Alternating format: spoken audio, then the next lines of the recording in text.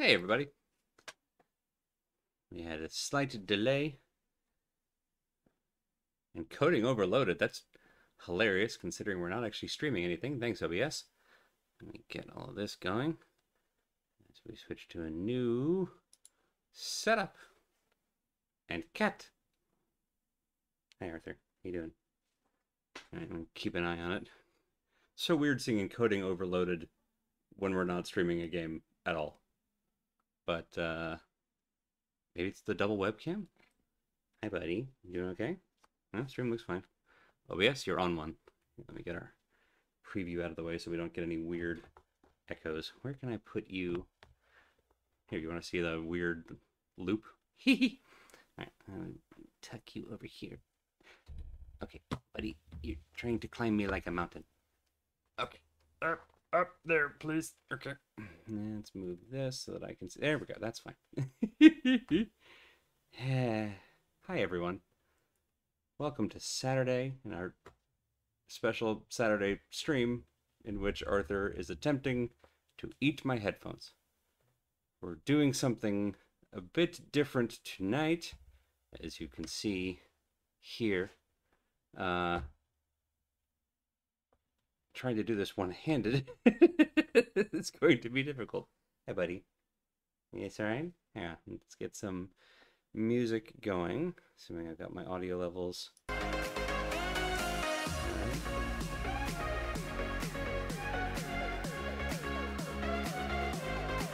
That's a little louder than I had hoped. Bring that down just a bit. I love you, sweetie. You're going in black. I need both hands for this one.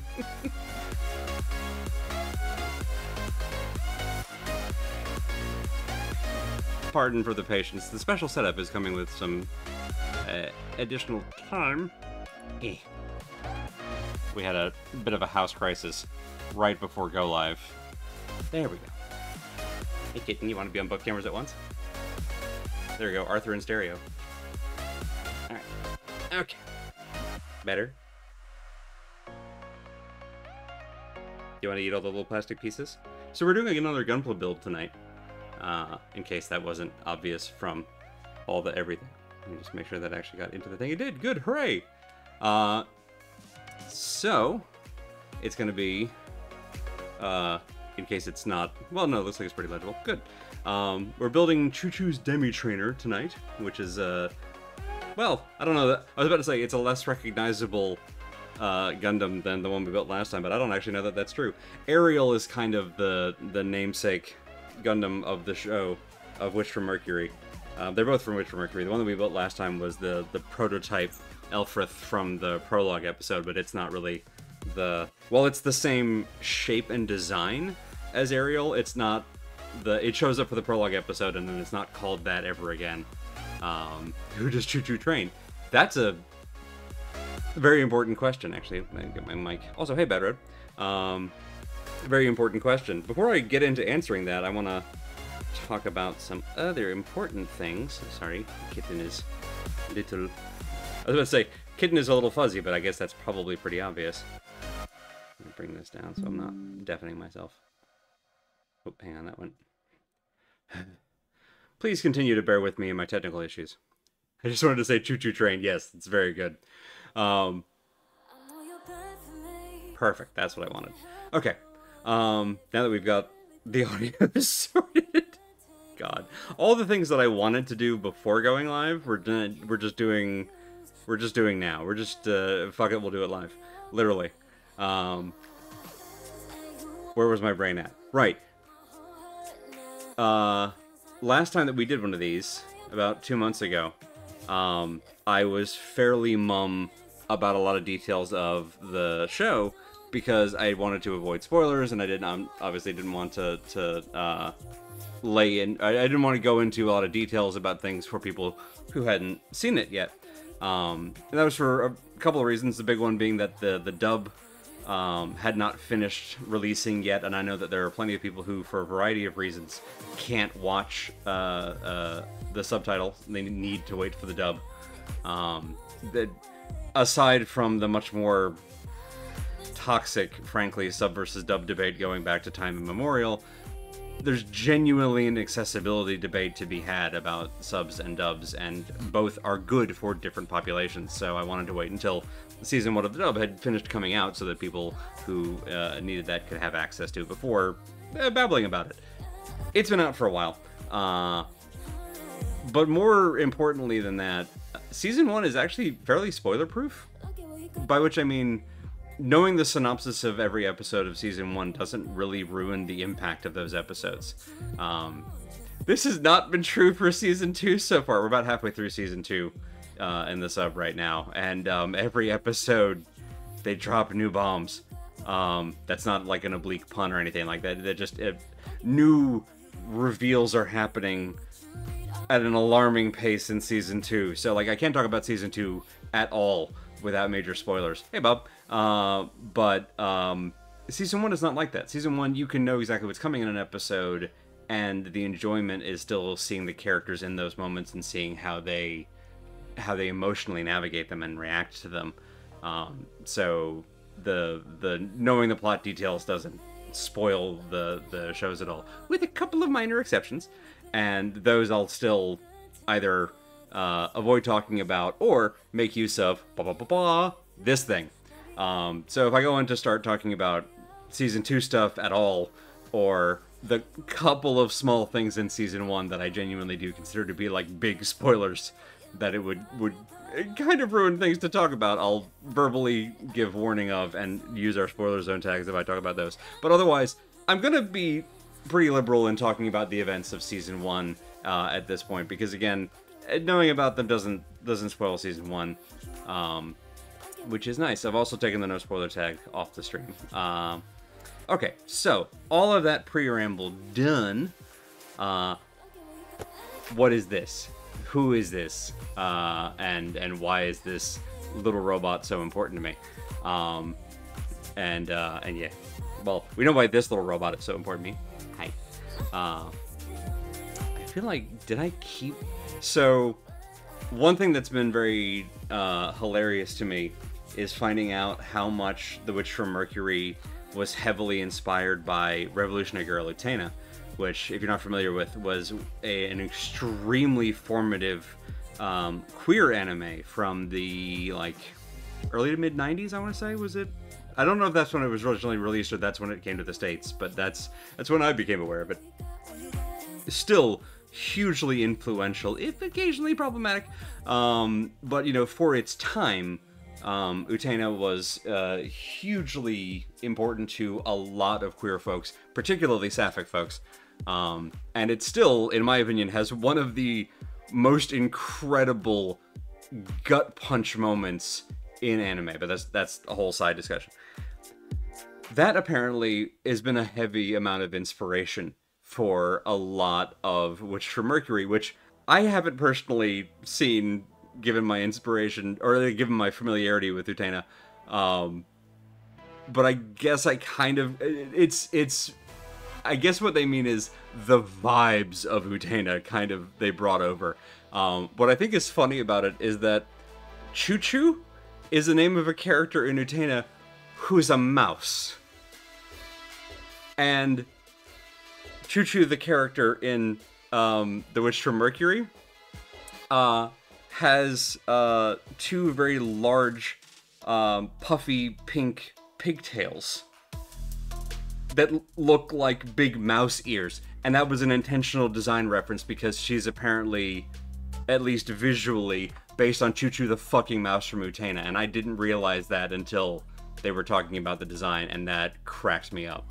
I did find this model sheet explaining how Chuchu fits her incredible volume of hair inside of her helmet when she's piloting the mech, which is actually not all that surprising because the hair is essentially, it's just very frizzy, but it compresses down.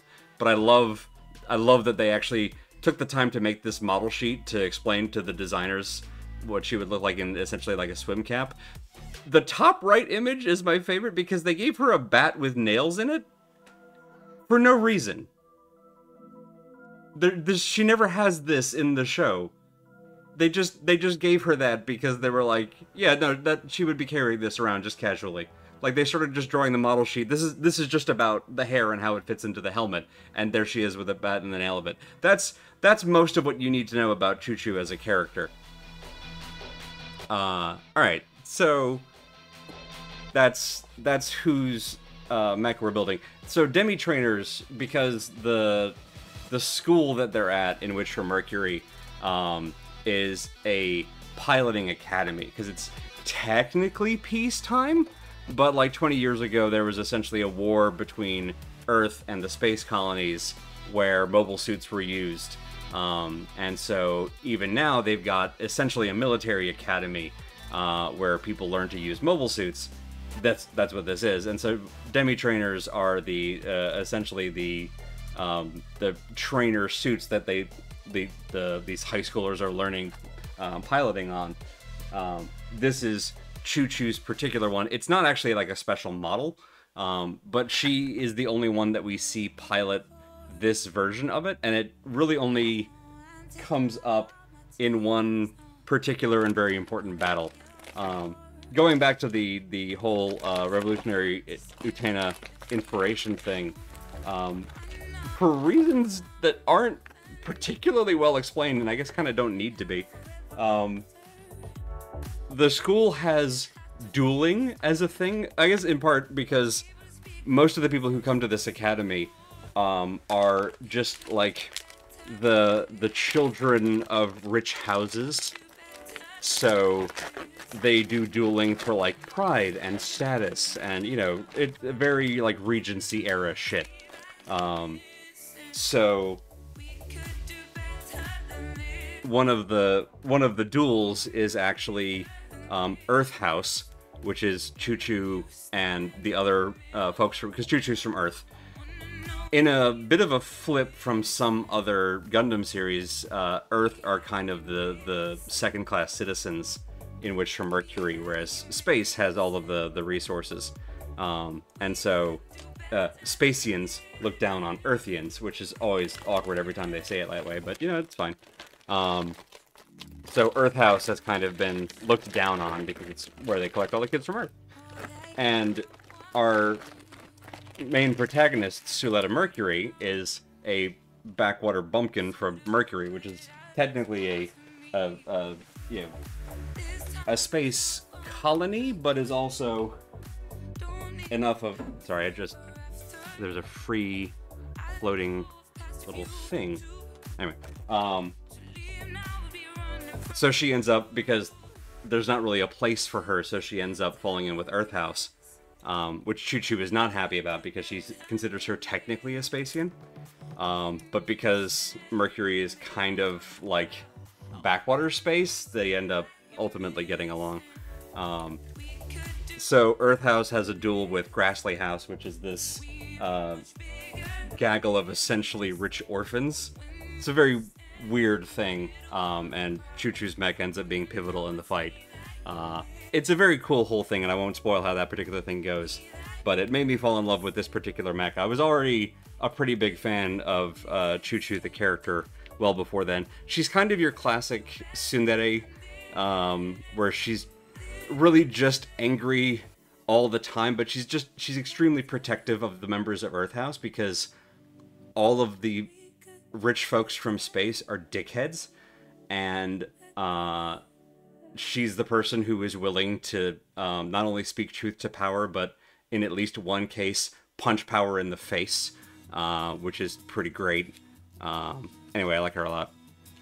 Right, just like rich folks from Earth, exactly. Which, in this instance, there are no longer any rich folks from Earth. But she's also, like, she came to this school because a whole bunch of folks from, like, a mining co-op on Earth pooled their resources to get the, like, entry fee to send her there. So she feels this chip on her shoulder where she's, like, she feels responsible, like she's carrying all of their hopes and dreams, because if she can get this license, then she can use it to like, bring a lot of money home and things like that. And she finds out that Suletta essentially has the same thing, but for Mercury, and that's what finally gets her to soften up. It's a great thing.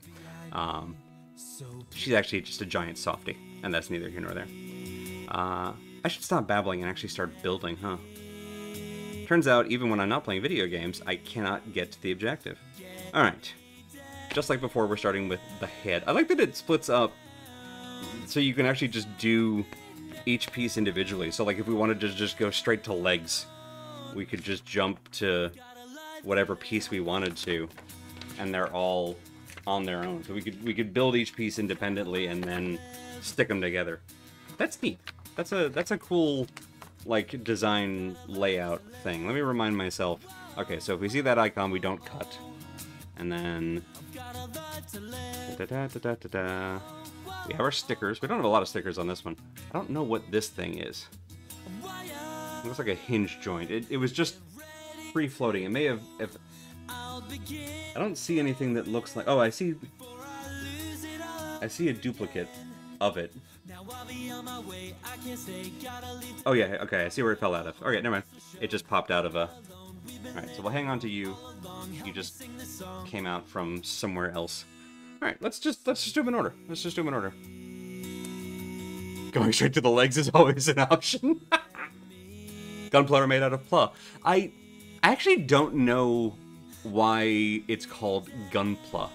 Unless it's like Gundam plastic, maybe?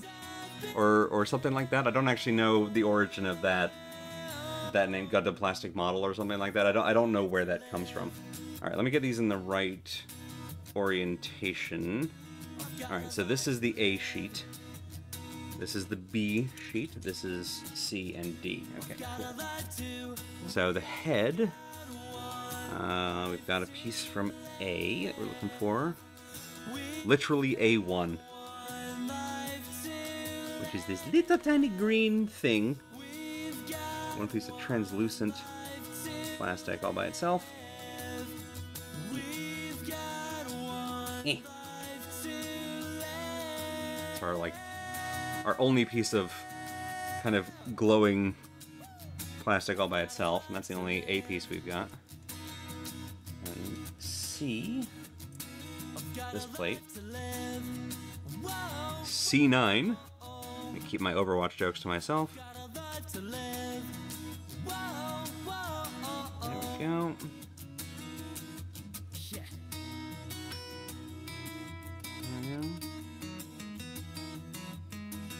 Tell me anything special about this? Nope. Alright, good. Whoop. The headpieces are always like little tiny bits, so they're very hard to see. Alright, so with that up and that down, I'll plug these in together. I learned from our Elfrith build that if the two pieces don't socket in smoothly, then you've got them in the wrong like configuration. That these are very well sculpted so that if you're ever forcing something, assume you're doing it wrong and reorient them. Which is a good thing to know because sometimes the illustrations are not super clear. Usually they're fine, but every once in a while the parts are so small that trying to line them up is like, am I doing this right? So using the whichever way they fit together smoothly as a guiding star is a better thing.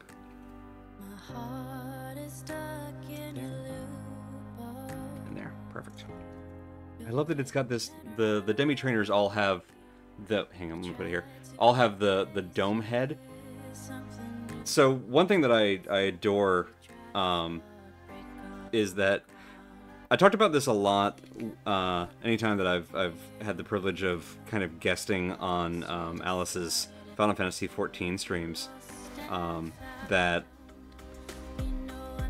Final Fantasy XIV is a game that does a lot of fan service, but I actually think that it does fan service extremely well. I think, to be fair, I think Alice said that first, and I've just been repeating it ever since.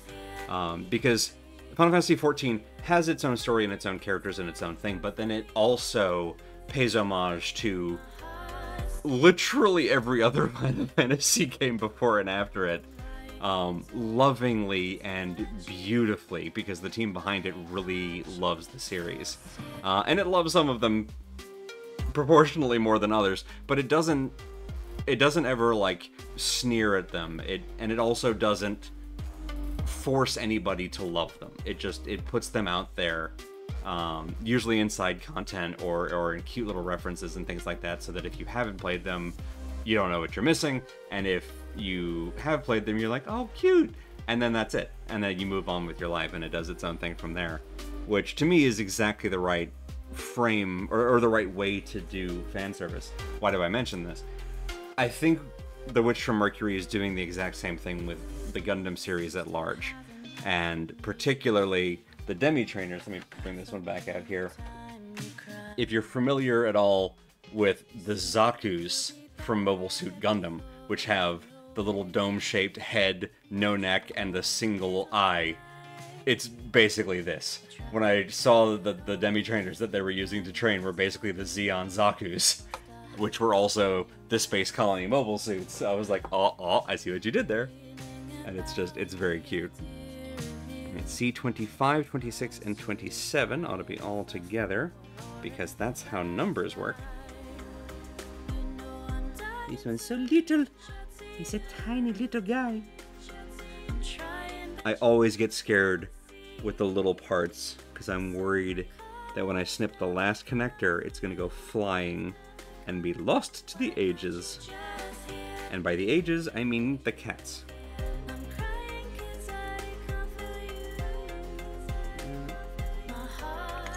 Alright.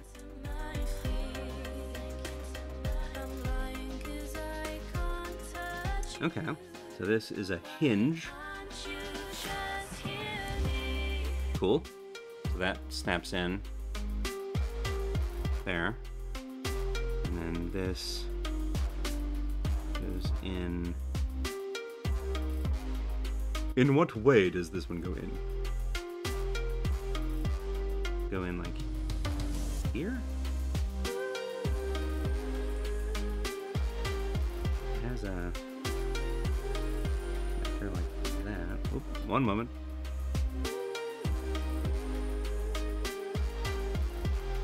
Last time I remember saying to myself that I meant to cut a little square of sandpaper, and then I meant to do that again this time as a reminder, and then I didn't do it either of those times.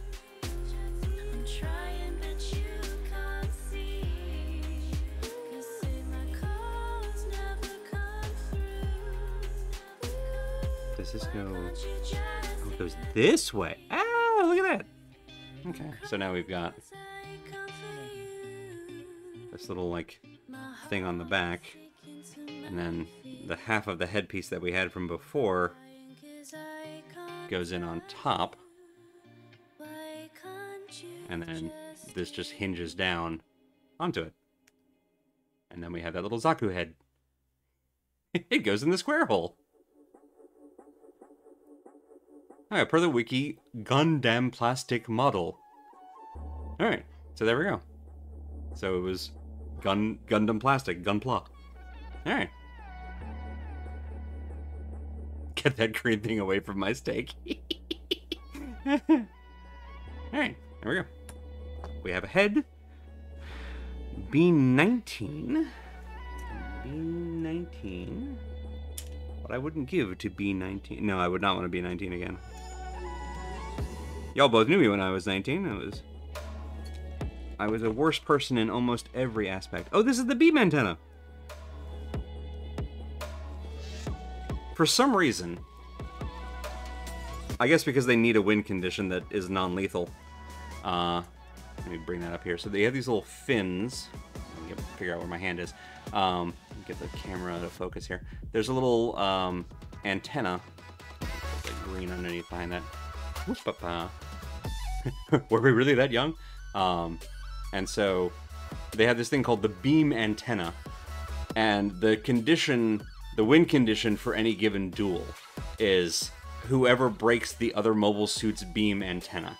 So you don't have to it's not whoever does the most damage, and it's certainly not who kills the pilot, because they're meant to be bloodless duels. That's why they let teenagers have them. So you have to just break this beam antenna.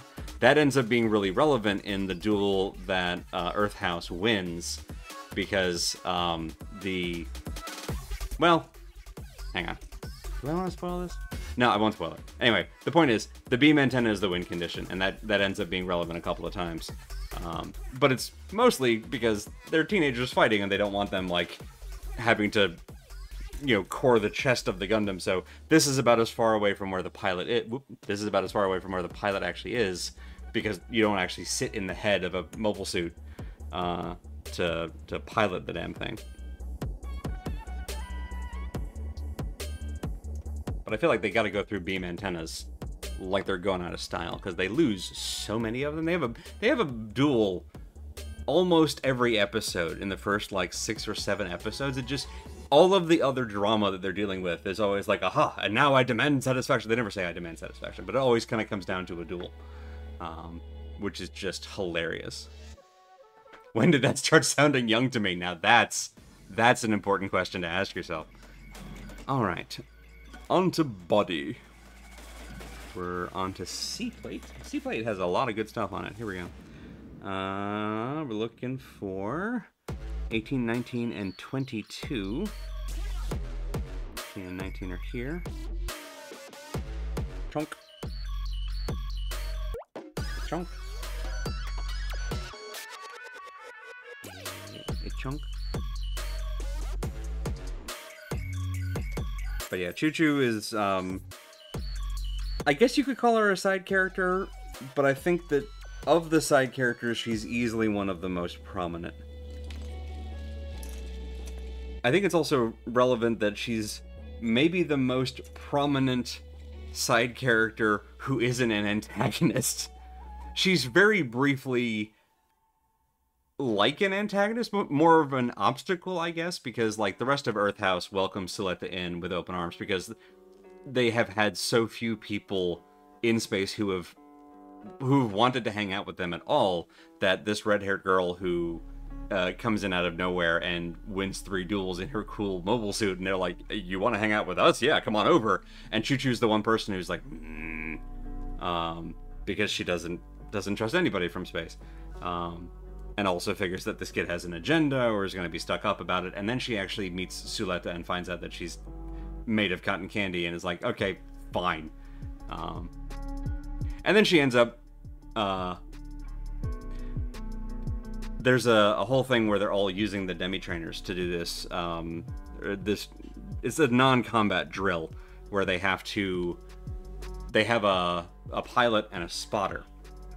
And... Suletta is the pilot and Chuchu's the pilot for her team. And the pilot has to first cross a minefield, and the spotter is the one who has the radar, so you're having to do call-outs, essentially, as the spotter to tell the pilot where not to stand to trigger the mines. And then the pilot gets to, like, a way station, changes weapons, and then crosses back, all within a certain time frame. And the Spacians, because they're dickheads, have... Let me make sure I got these in the right orientation.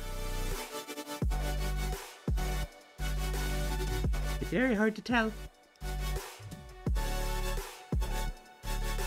on. I don't think I did.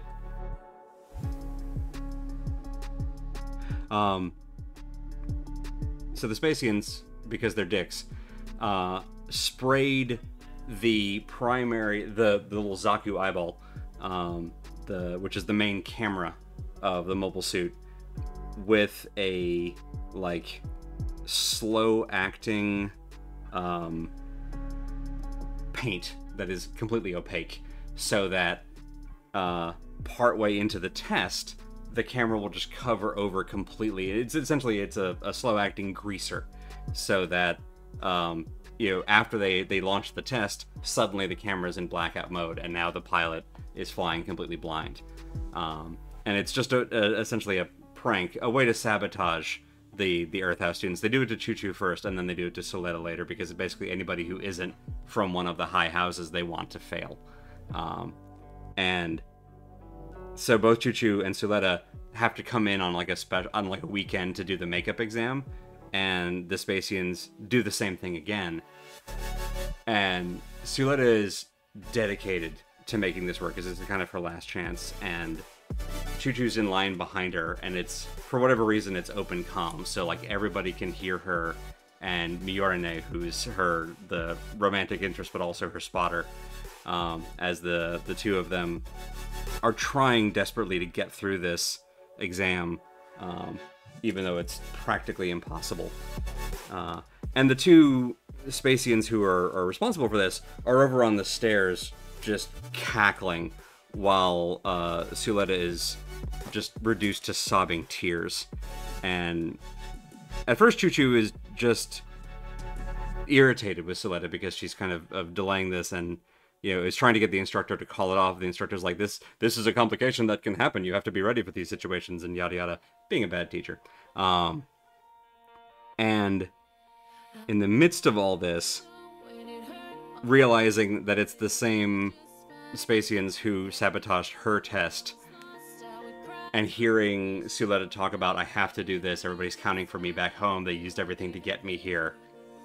Something in Chuchu finally snaps, she gets out of her mobile suit, goes up the stairs, and in just a beautiful scene, delivers this straight arm punch right to the laughing face of one of the two space students who did the thing.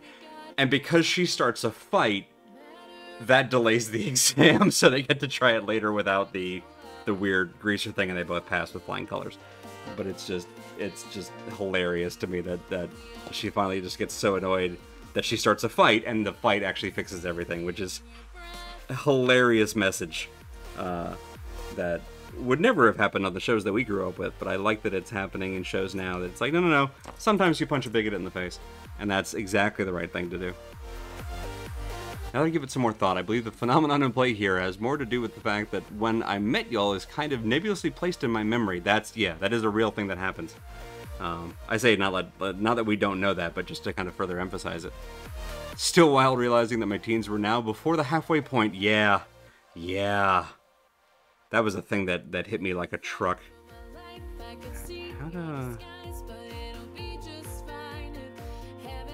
Okay, so I can, like, do this, and then... Oh no, it goes the other way. It goes like this. Sorry, I keep doing these in close here where you can't see them under the camera. Alright, so now we have a torso joint. We have a waist. There we go. And we have the shoulders, I think, here. Cool. Alright. No, that's it. That's the body. That was quick. Alright, onto the arms, which appropriately start on the A panel. 8 and 6.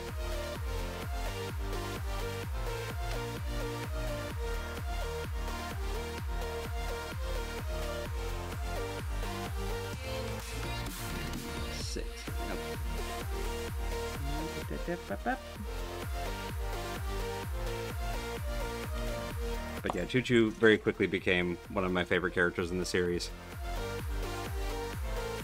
Because she's specifically loud and angry with all the right people, I feel like. Which is everything that I aspire to be.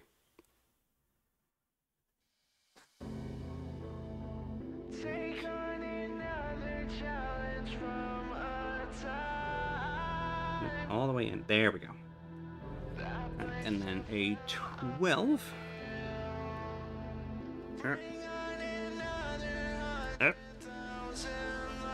Yep, there we go. Alright. So...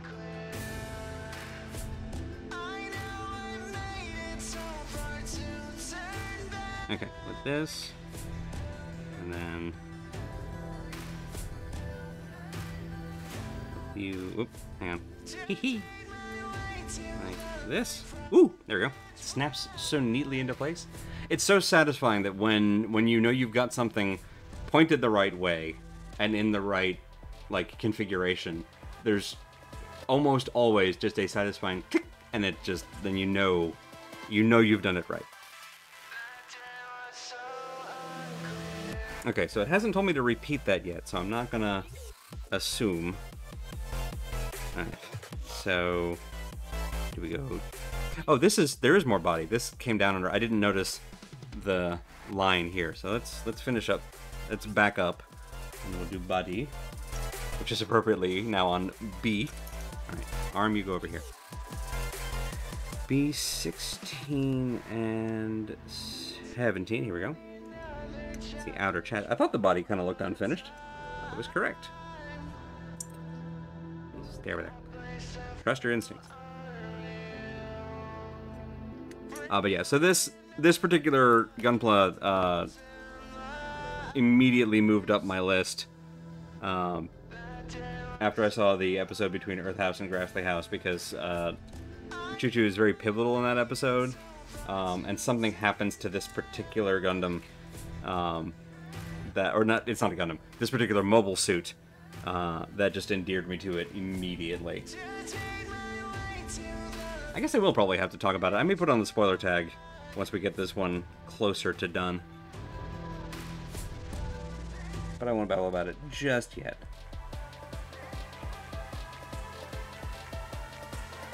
Come here. But gosh, that episode's good. Alright, so now with this one... Alright. So the 17 goes here. Snaps on the front.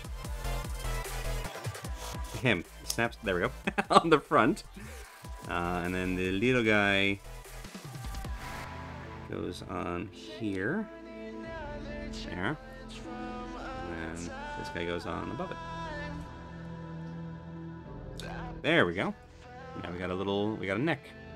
We got a torso. We got a waist. Pete once. There we go. And all of our weekly parts stick with it. Now we got a body. Alright. Excellent. Now, back to arm. Back to C. You're A. You're C. I continue to love how they do the identification with this. I remember being so intimidated when I saw people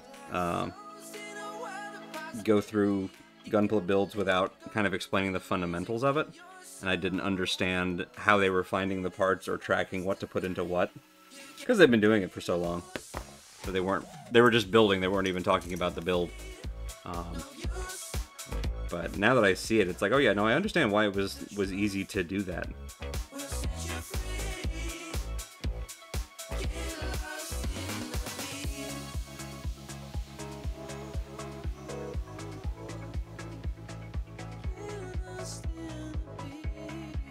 And a little weird, whatever that is.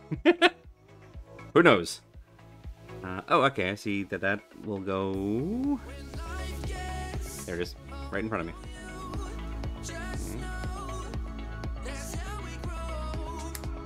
Okay, so that goes onto our arm. And then A17. A17. 17. Yep. Yep.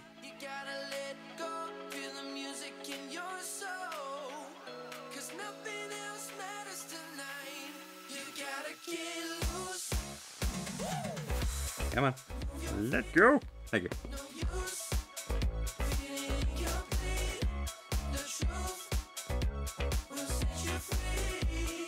With the hook pointed towards me. Whoop, up, up. Come on. There we go. Alright. Who knows what that'll do? Not me, that's for sure. Alright, now 15 and 16. Blop. Blop. Hey, blop. There we go. 16. But yeah, it's very comical to me now, thinking back to the last time that we streamed and me being like, I don't want to talk about Season 1 because there could be so many spoilers, and now that I've gotten halfway into Season 2, I'm like, boy, we didn't know what spoilers were. Because, yeah, you really can't spoil anything in Season 1 just by talking about what happens, but you can't talk about anything in Season 2 without, like, every single episode is just another what kind of a moment. It's all that ghost song moment where Simon is like, oh yes, and then we killed the worm god of the sun and yada yada yada, and he just casually drops that on Ghost on the dead suit, and it's like, I'm sorry, wait, what? And they've just been doing that episode after episode. It has been wild.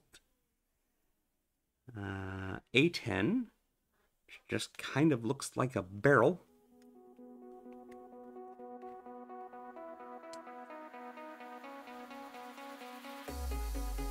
Really, the biggest spoiler in season 1 of Witch from Mercury happens in literally the post-credit scene of oh, that's how they're doing that. In the post-credit scene of the final episode of season 1, so it's practically season 2.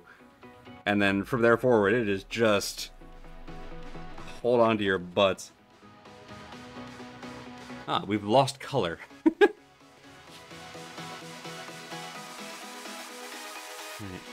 B15 into A10.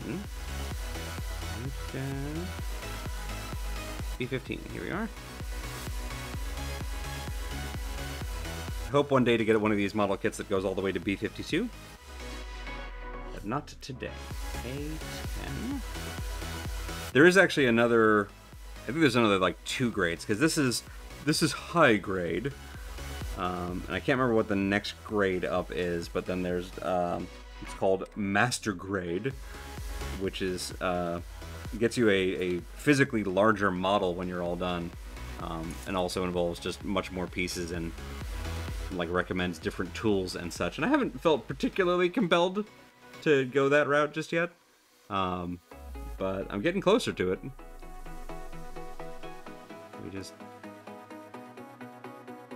There we go.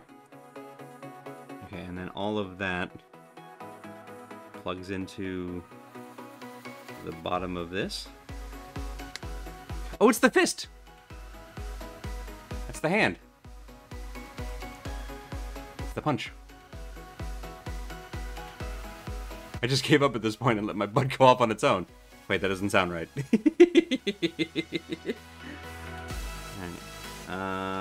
D9. Oh wait, D19. D1. Do I have a D2? One moment. Hold please. Where's the box?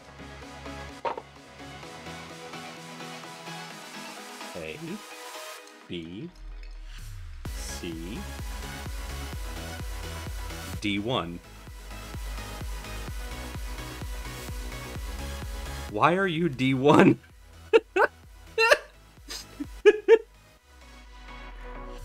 We don't have a D2? I don't think. Yeah, get all my plastic out, make sure I didn't drop something in the trash. Nope, nope, we don't have a D2. Who's to say? Alright, D19 and D111. D19, got it. What a strange choice. D19. D111. There we go. Whoop.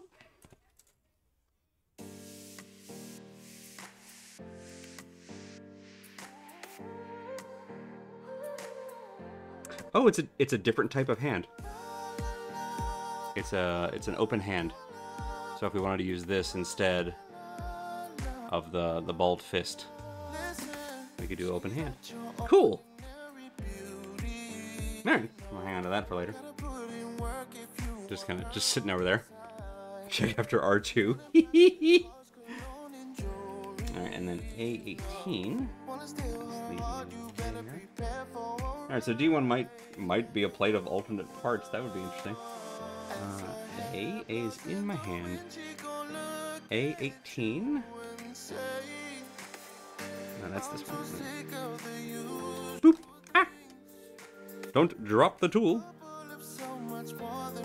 But Andy, the tool is in the chair. Oh yes, good one. Yeah. Got it. And that goes.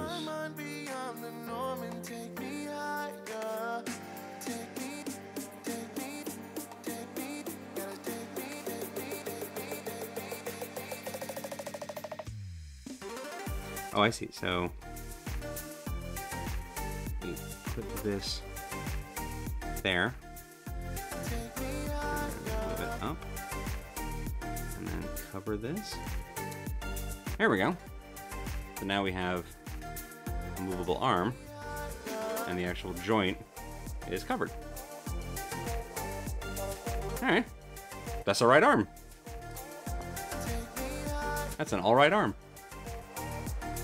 Good, in case she needs to slap someone. Yeah, I mean, Chuchu is definitely more of a closed fist fighter so far, but you know, it's good to have options. A7. I feel like I want to just. Well, we'll hang on to it for later. I'm pretty sure somewhere I've got the I've got a what's the word? The animated GIF of the punch, because I'm just a big fan of it. It makes me smile every time. A7. Here we go. There we go. Time for left shark. There. 9.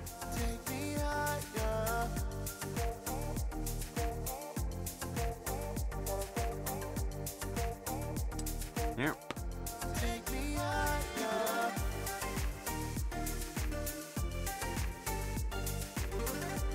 Sign up and in. Good. A 12. Boop.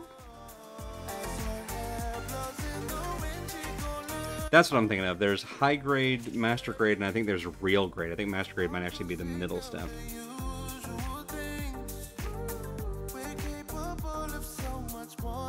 Which real grade is hilarious on, well, I was going to say on mobile suits or mecha that don't really exist, but they did build that, you know, effectively functional one in Japan. So, you know, I guess real grade is technically accurate.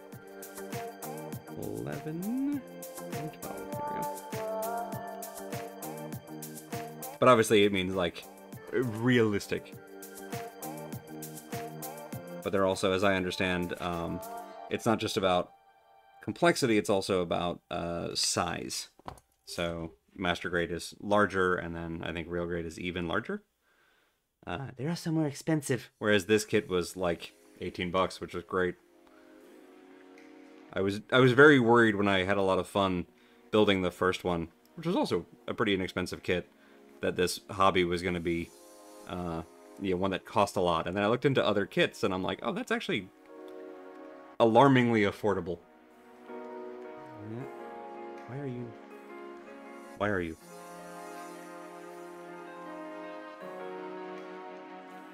Okay, I guess that just doesn't connect all the way. That's fine. Alright. Perfect. That's just gonna go there. C10. C10, C10, C10. Hail C10. There we go. Nope, you stay there. Functional as it can get without Minovsky particles. Nice. I'm sorry, sir. We can't tell. Boy, they loved using Minovsky particles to explain like any kind of fog of war. It was all, or like communications blackout. It was the Deus Ex everything of Mobile Suit Gundam.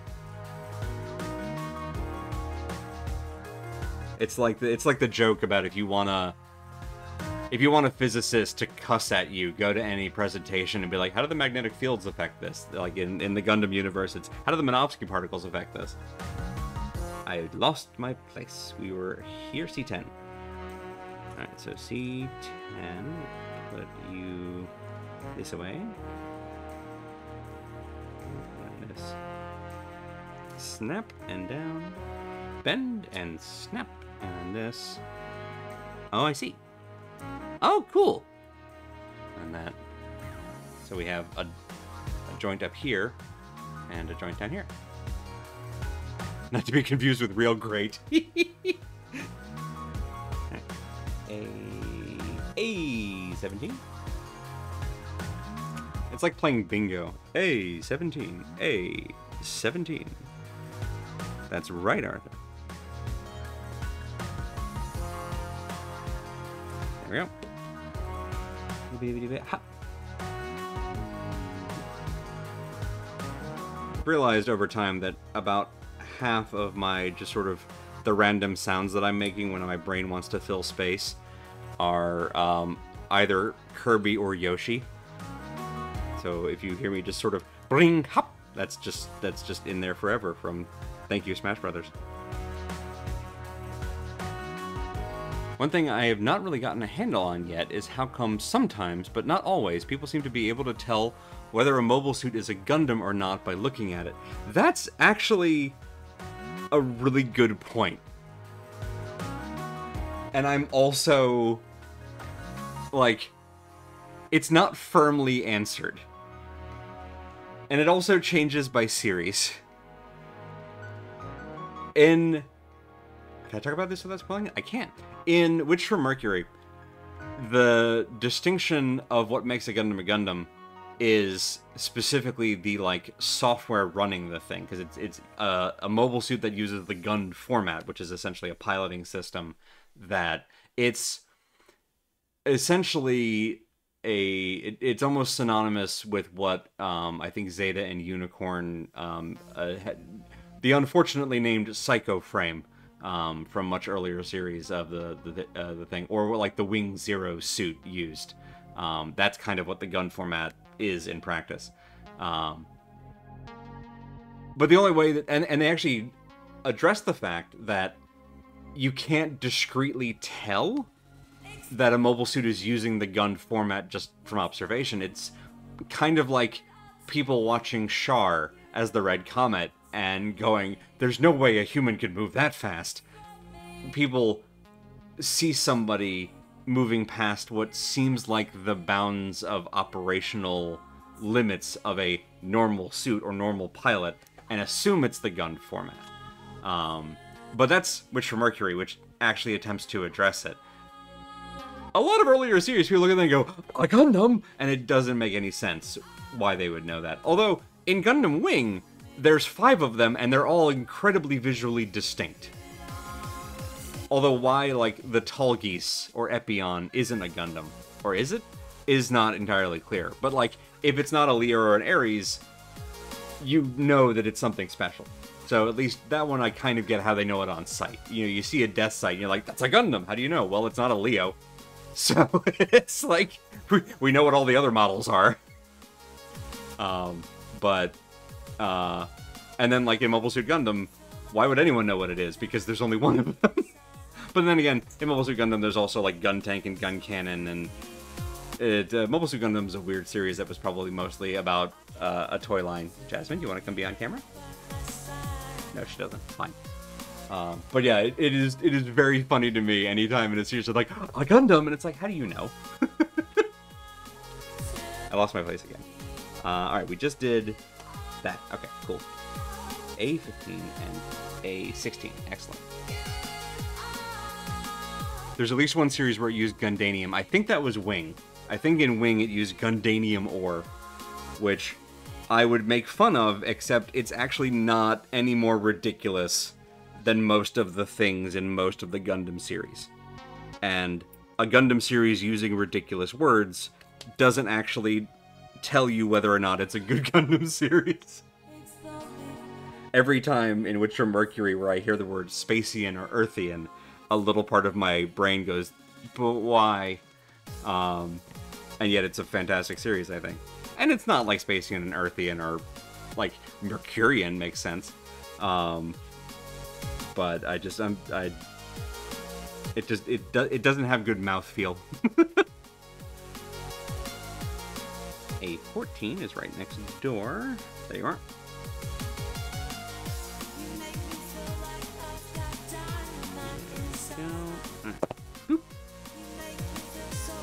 The other thing that they haven't really answered yet, and I think they will, given how well this series so far has done with its loose ends.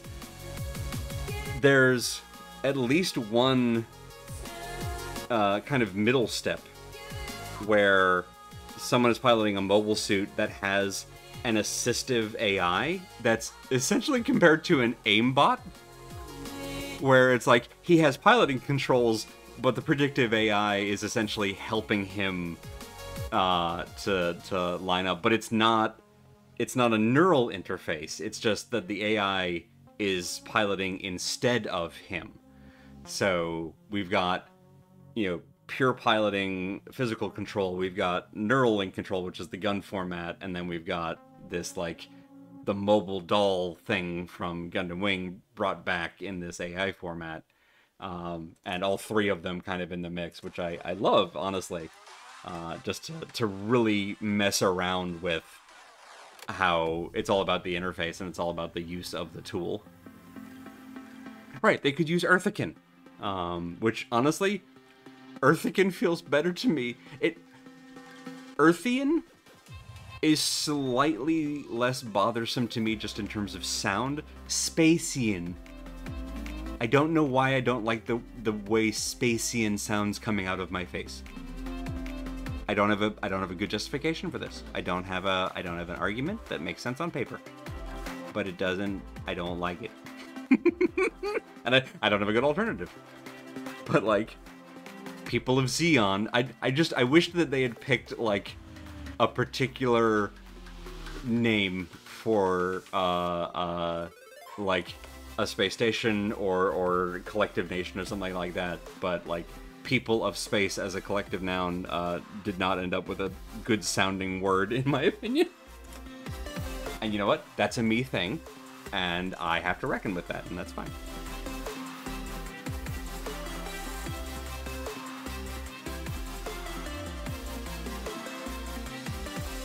Why is my window capture not working? Hold tight with me just one moment. Sorry.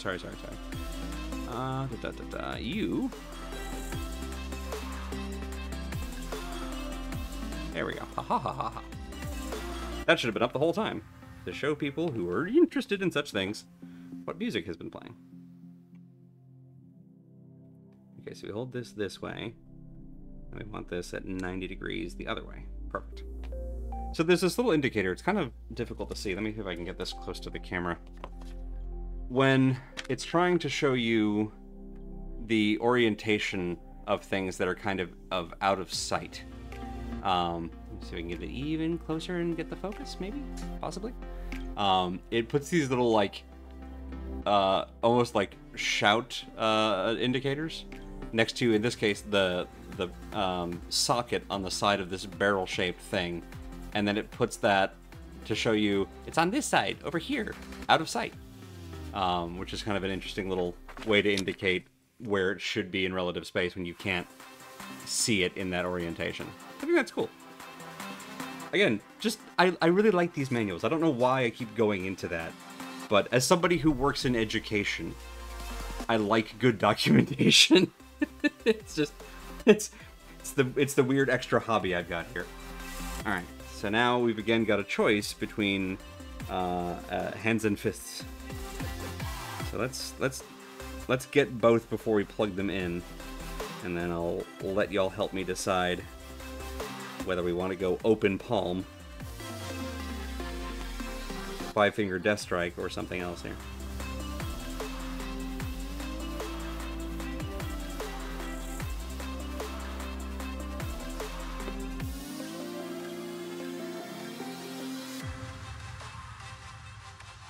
There we go. Boop. And then A11 and B15. Well, I got B in my hand, so we'll start here. There. There. There. A11. Da, da, da, da.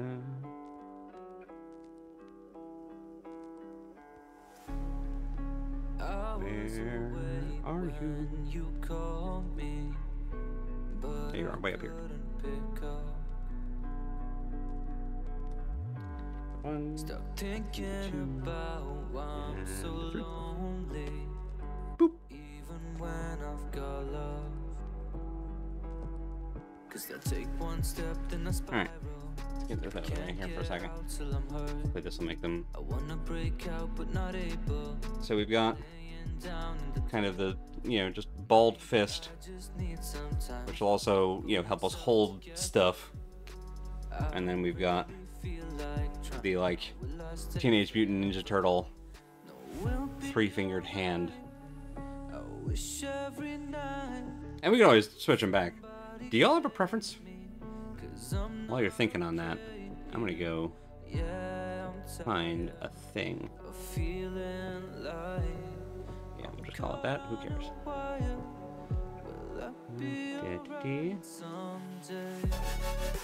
Would you prefer fist or open hand for the left hand? Teenage Mutant Ninja Gundam? Alright, we got one vote for open palm. Do I have a... Yeah, alright, show me this.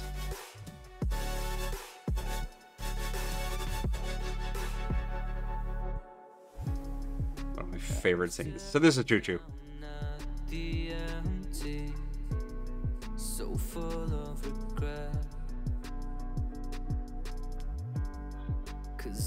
That girl is dead. She's not really, but... If you can't see me yet, so I leave your calls on the table, 'cause I can't find any. It's just, it's an impressive punch. Somebody pointed out at one point that because right after this, the girl, the brunette, and Chuchu immediately get into a scrap and are just exchanging blows. The girl with the blue hair that she just sort of rocks with the walk-up punch stays slumped over the entire time. We're pretty sure that she survives. But, like, she is one punch out and unconscious through the rest of this scene. Chuchu needs no mech.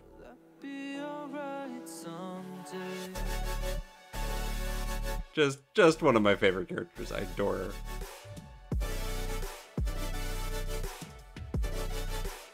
No, I think that it's hard to tell, but I'm pretty sure it's just straight in the face.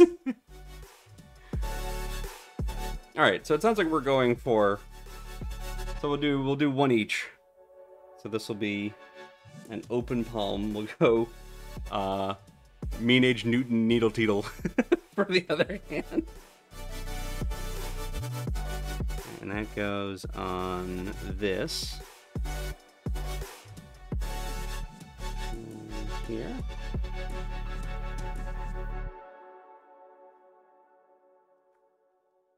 There. Okay. And then connect that to here. Okay.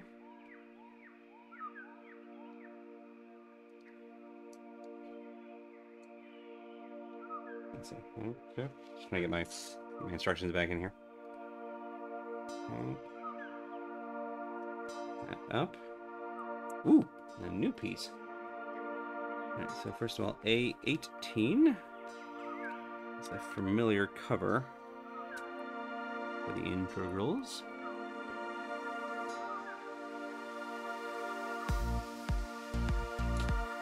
Let's put this right on Ian. We got the same piece there, and then what's this new piece? B20. Hello, that's a chonker. Oh, this is the shoulder shield. Another thing that I like about this particular Demi trainer is that it's also asymmetrical. Oh, that's why this one has the other flap. The Flappy Bird. Alright, so then this socket holds the shield. So it can actually take some hits from an off angle. Alright, so now it's telling me to assemble the Avengers, or in this case, head and limbs. There. There. And here. There we go. That's the top half of a robot.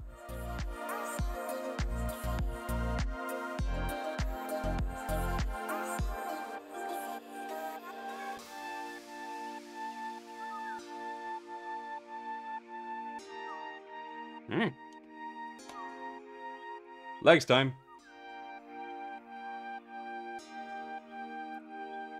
Start on B. B21. There we go. You know, I set aside 2.5 hours for this. I don't think we're going to take anywhere near that much time. We're going to... Now that I've done one of these before, I probably should have guessed that it wouldn't take nearly that long. And that's fine. In that case, let me actually back up a second. Are there stickers that we missed? Because sometimes it'll tell us along the way. We don't have any of them yet, so maybe we'll get to those later. Alright. 21, C7 and 8. 7. It's so little. And 8.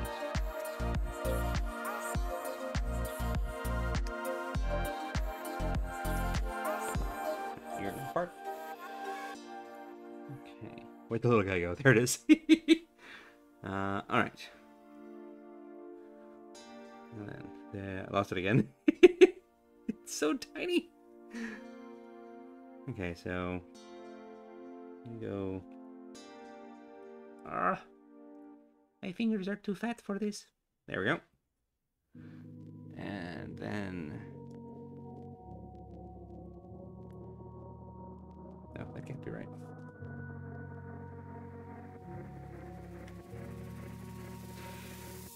Oh, does that go in here? Let go.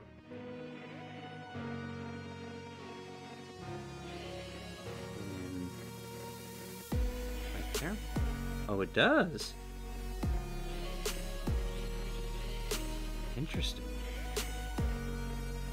And then this goes in there. Okay.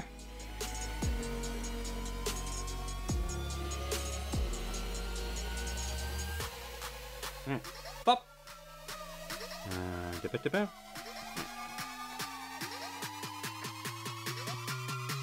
Whee! Hiya! I said, hiya. I didn't get a hiya out of that guy. Alright. That. Here. That's A. A21. A21.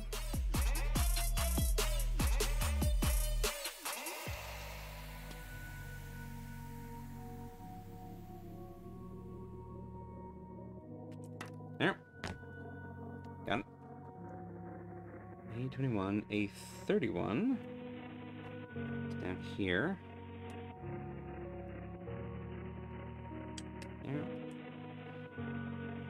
There. A21, A31, and B13. 13. 13.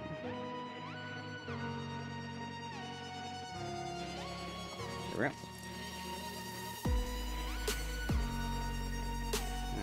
This, oh, this is a foot. This is a foot. Ah, the game is afoot. Right, goes down into that. And then this socket's in there. That's a foot. Well, it's a toe, at least. Alright. Well.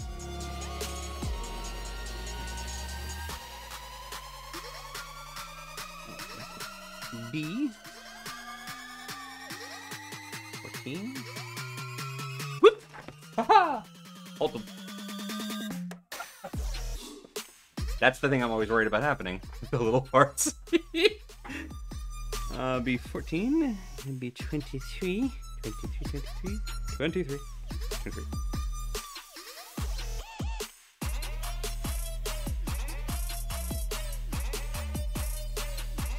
we go.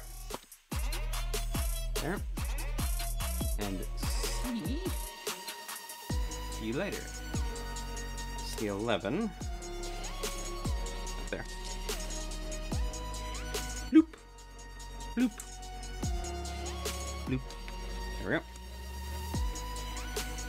Alright. The foot. The front of the foot. We have the fruit by the foot. There. B23.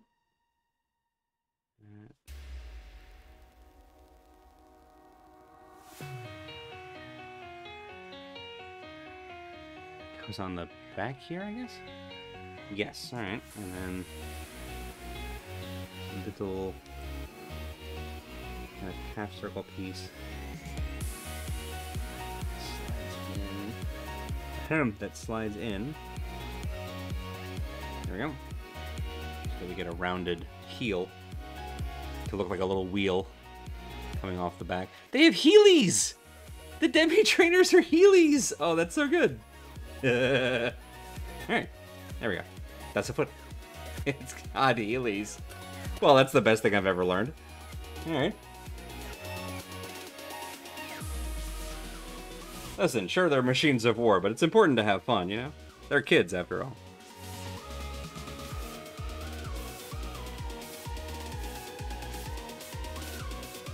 Hey, yep, there. A28.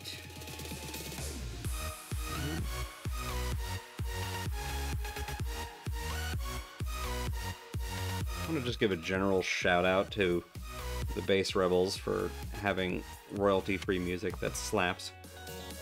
Alright. A28. C6.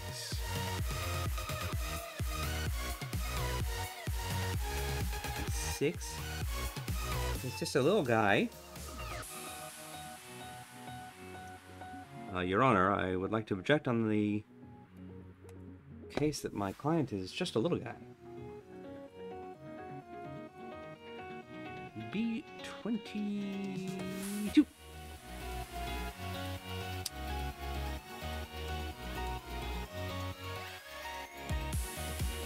Yeah. Alright, now these are helpfully in order. So, fist bone connected to the wrist bone. Yeah. So, that side there. Perfect. And sure. There we go. Snaps. And then you. Ahaha. Voila. A knee. Thank you, Bob. A knee. Man, I wish I could build my own knees that easily. Alright, and then this. Oh, it's not a knee, it's a hamstring. That goes down like that. We got a lower leg. Back to A. So much of this is A. I have a feeling that the rest of D1 might just be the gun, because we haven't gone back to that plate in a while. It was the alternate hands, and I'm betting the rest of it might just be the gun. Which, you know, having the whole plate be the gun is appropriate, I think, considering. I haven't mentioned it, but Chuchu's Demi Trainer is also like a sniper model. Again, it's not a custom, it's just she uses one of the sniper trainers as her choice of mobile suit. A20. But because she's essentially the only one we see do it, it's effectively custom from a character perspective. Like, it's signature, I guess is the word I would use. There we go. Whoa. Alright, found the piece that fell out when we started. Okay, so then this upside down. This way. Perfect. Satisfying. And then this piece this way. Snap. I don't know if it's readable on the camera. And it probably won't be because I cannot get my Elgato to actually properly refocus. But it says Oh, come on. Right here. Click! As in, you know, push them together until you hear a click, which is just a very helpful little reminder.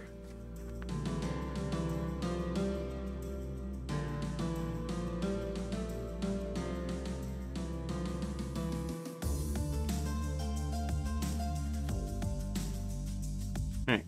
Cool, cool. It's there. Now that's just sort of off by itself. We haven't done anything with this yet. Okay, good.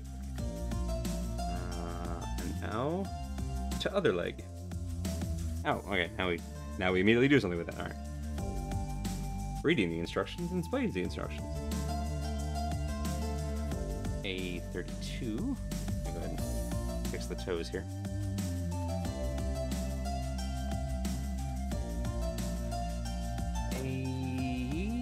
A32. Yeah. Yeah. And there.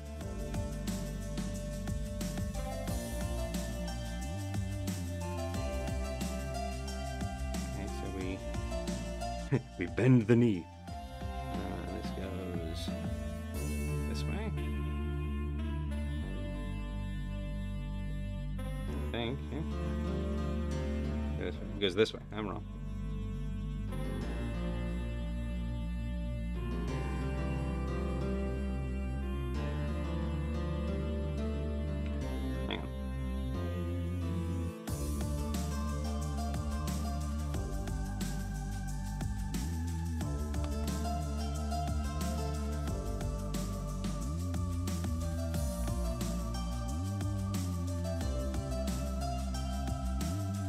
I've got all of this pointing in the right direction.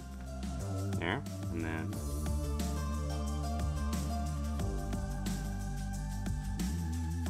no, that was right. All right.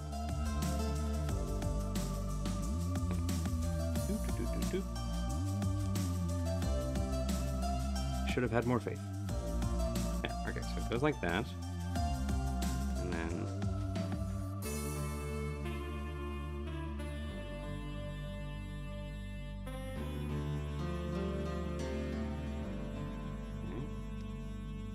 Why are you not snapping in?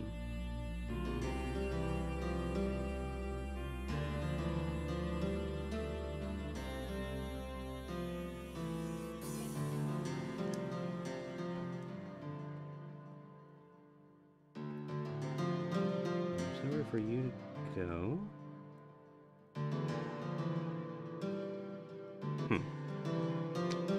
Something is awry. Let's get you out of here.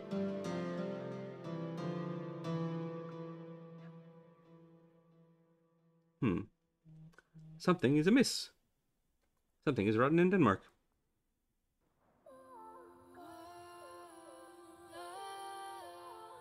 Nope, that looks fine.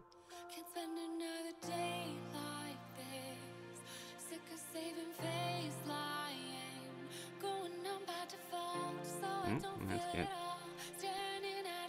you. Oh no, it's all falling apart. Literally. Leg. There. Okay. Whoop. Everything falls apart. Refrains from backseating, thank you. I did, in fact, leave the no backseating tag on. There we go. I had one piece backwards. That'll get you every time. This piece looked similar enough in the other reverse, and I just had not paid close enough attention to it. Alright. That's a knee. There we go. Also was very wrong anyway. Which, see? So, that's actually a big part of why I have the no backseating on. It's not just because sometimes folks are wrong. Even if folks are right, there are plenty of times when the backseating will just have the opposite effect. I'm not telling you this because you don't know this. I'm telling you this because anybody else who's watching who wonders why I have that on in general, particularly when I'm so bad at puzzle games. Pause for drink. That's why. Is because even if folks absolutely know the answer and are right and are trying to be helpful, and I think they genuinely are, the opposite effect can occur. But in this case, it was just I had to look. I just had to look at the thing. Also, you may not notice the comment until you're 3 steps further into the process. Exactly. I can't remember if I actually added... I know I intended to, at one point, add a exclamation point hey chat command to explain something that I borrowed from Ben Wheeler over at Loading Ready Run, where I would essentially, even with the no backseating on, I would have a... yeah, there it is. I would add a universal exception so that if I'm like, if I get to a point where I'm stuck, I want to be able to have an explicit difference between when I'm muttering to myself, like, where do I go? Which is just me ruminating on the idea out loud while I'm, you know, in a room and not sure what to do, versus if I am actually stuck to the point that I want assistance from the audience at large, and I go, hey chat, where do I go? Which is a wonderful way to make that explicit, I think. Alright, I'm up here. So these form a nice little hinge joint. All this to say, I appreciate you very much. And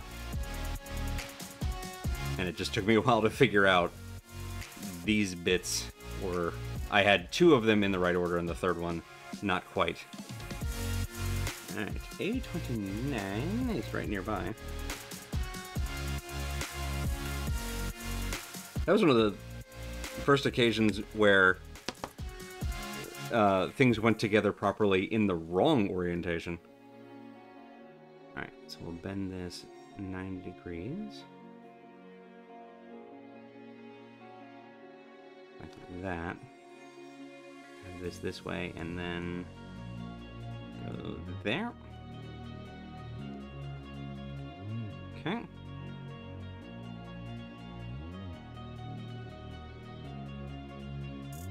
Alright, and then that goes in at the top of the leg joint.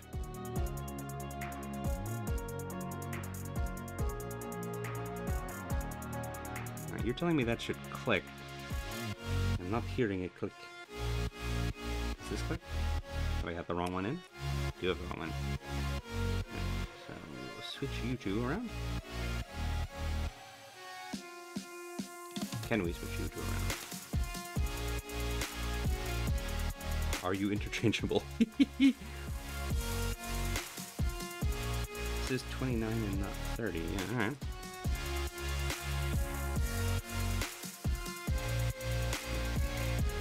I've got all the correct pieces. Yeah, alright.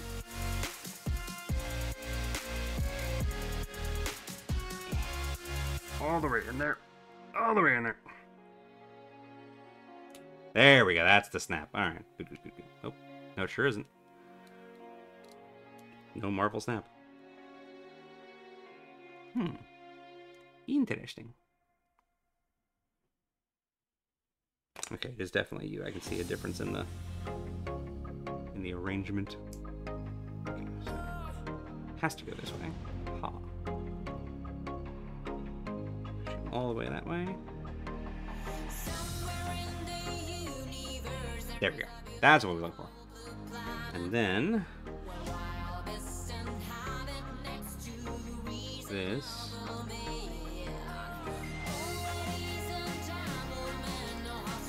goes on the outside of... Sure, says you.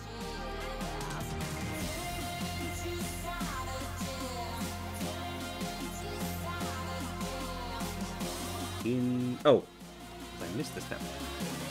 Reading the instructions helps.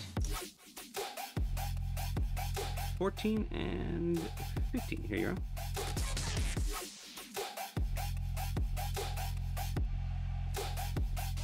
if I had one complaint, which clearly I do, otherwise I wouldn't continue with the sentence, it would be that occasionally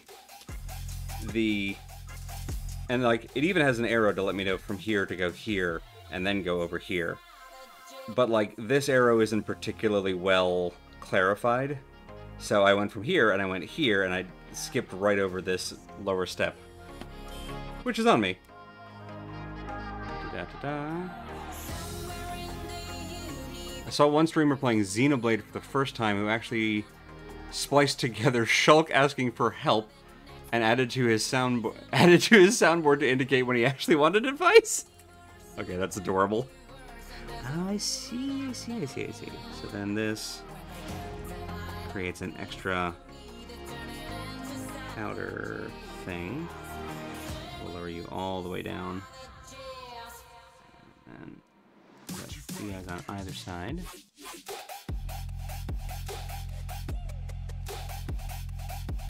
Backseating requests safe words.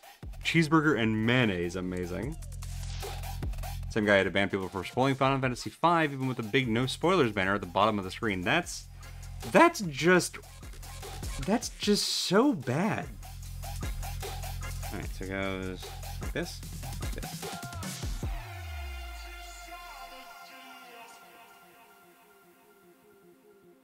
Particularly for Final Fantasy V, I'm sorry. Like, what a wonderful game. Don't spoil that.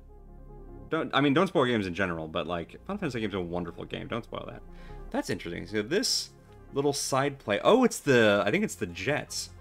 Both slides up and down, rotates, and then there's also this on the side. That's a huge amount of articulation for this little bit. I don't know why. I love it. I don't know why there's so much given to just that. Alright, let's set you on your side, because you're probably not going to stand without a torso. Left leg. Were we supposed to have put together most of a left leg already? Oh, I see. It says legs times 2. Alright, so let's go back.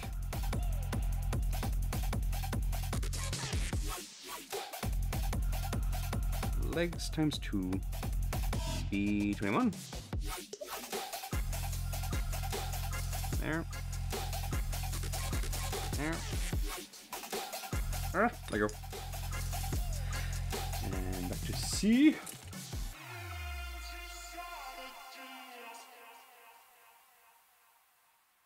Delete the tiny C7.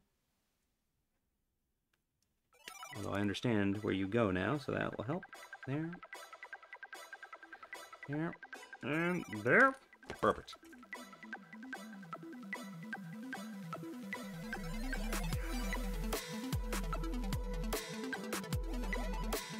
No. Understanding where you go does not necessarily help my fingers put you into... There we go. 1 part know-how, 2 parts execution. There we go. Perfect. There we go. You are going to be set aside for Letta. When you look up towards the stars, can you see what I see? Can you see all of the B13. all of the colors? 13. We're running out of B parts. We're almost done with our first plate, which is really the best part of any Gunpla build I'm finding. Right. B23. Thought so. It was right over here. There. There. Aha! Aha! C11. The Healy. Most important part of the build. Genuinely did not realize they had these. So happy. And realizing now, once again, I have skipped ahead a step. Why am I so bad at this? Alright, so this will be... Okay, well I can still put these together. Because I keep looking away, and when I look back, I'm right next to the thing I was at before. 13. Now A21. 21. Where's the other A21? Shazbot. Somewhere around here, there's a missing part. Oh no. Oh please. Oh no.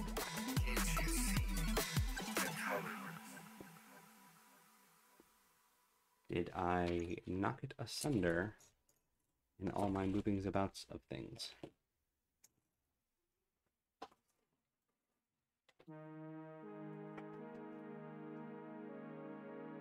Oh no.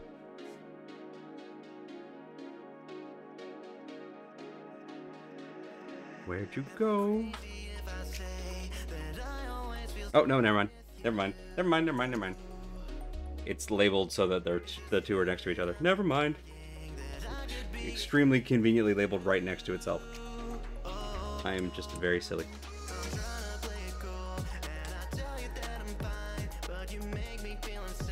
I panicked for nothing. Alright.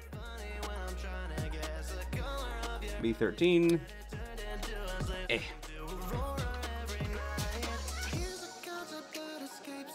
The cheeseburger is doing a bonus stream at the moment. Also, darn, now I kind of want a Whopper.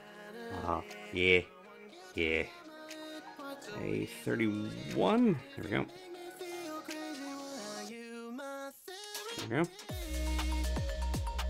There we go. I don't even remember my old BK order. I haven't gotten their stuff in a long time. You know? Yeah.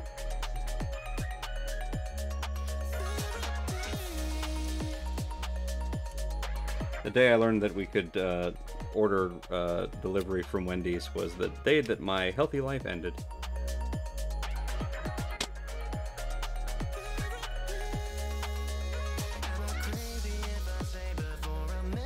There we go.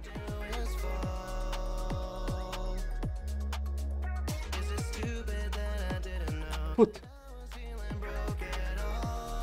The day I realized I can cook bacon whenever I want. Exactly.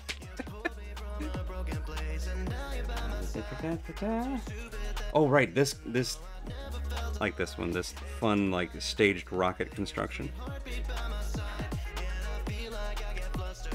Yeah.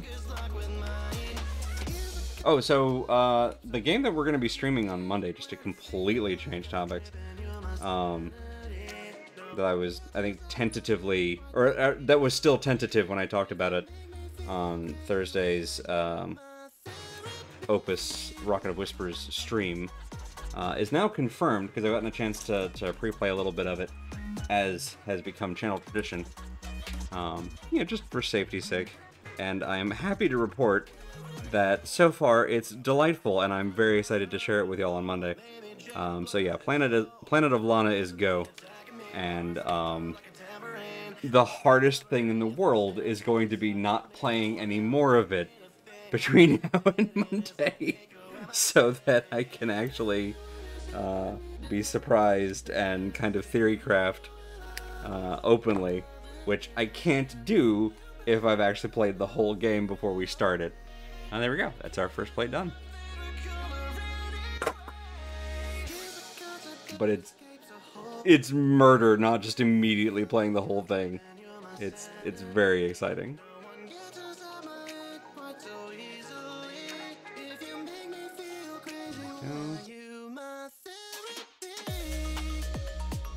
And it's this side forward. No.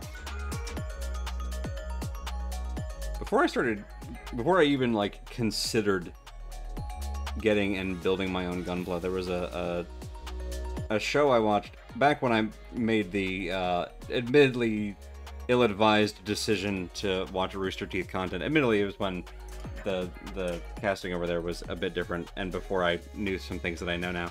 I won't make excuses for myself. Back when I was watching Rooster Teeth content at the beginning of the pandemic, they had a show called Model Employees, where they would just shoot the shit for an hour while they built Gunpla, which was my first exposure to Gunpla building, and it was honestly a surprise that I didn't immediately get into the hobby then. But it's made me realize how meditative this is. It's honestly kind of surprising to me that I've spent as much time talking about Gundam, whereas like my brain is just immediately wandering to as many other topics as possible while doing this. Alright, now we're not going to repeat the mistakes that I made in the past. I'm going to do this right this time. It's going to be like putting a USB stick in a computer. We're going to find 3 wrong ways to do it. Da-da-da. You are there. And there we go. 2 and 3. As I'm holding this plate up, I can already see how much Arthur fur it's picked up just in the course of this broadcast. That's right, Arthur. You're all over this build. Good job, buddy. Okay, so you two only fit together one way, so that helps. We only have to worry about this. Okay, got it. Like this. And like that. Okay. There. And then we attach this. Fin will become leg. Snap.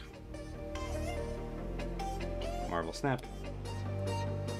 Kneecap.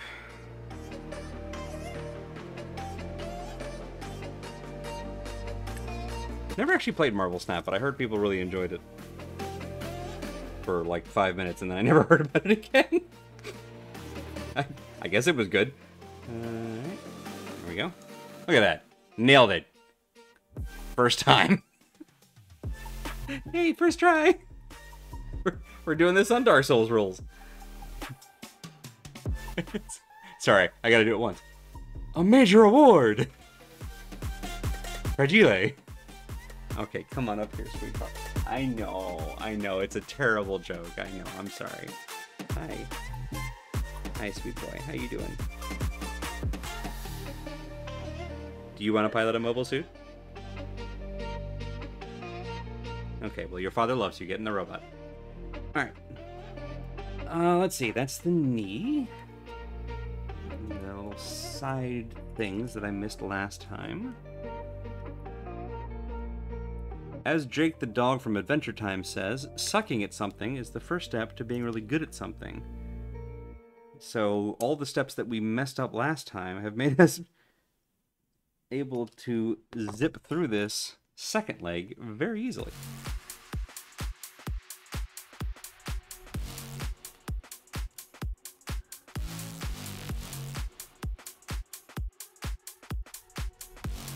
There we go.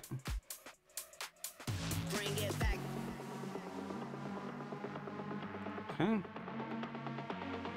Hi, sweetheart.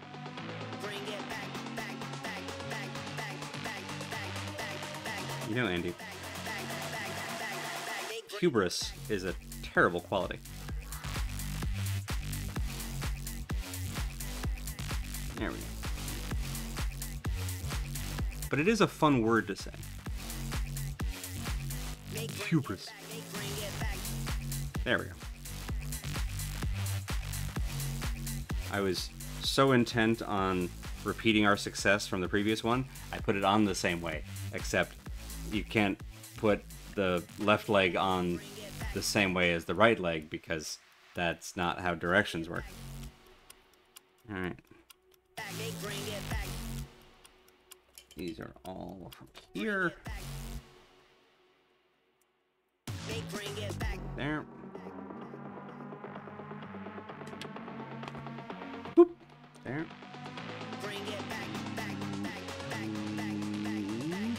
5 and 27. Good.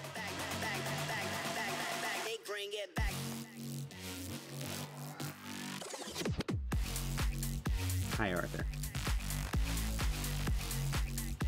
Building models on challenge mode.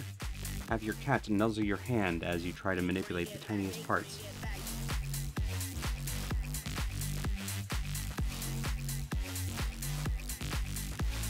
Every time I lower my face to try and look at these. He tries to raise up and nuzzle my chin. And I can see that it's this thing. I have to go through the bottom. The bottom. And it has to point this way. Whoop.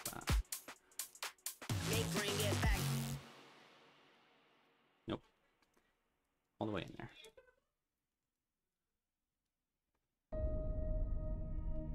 Good.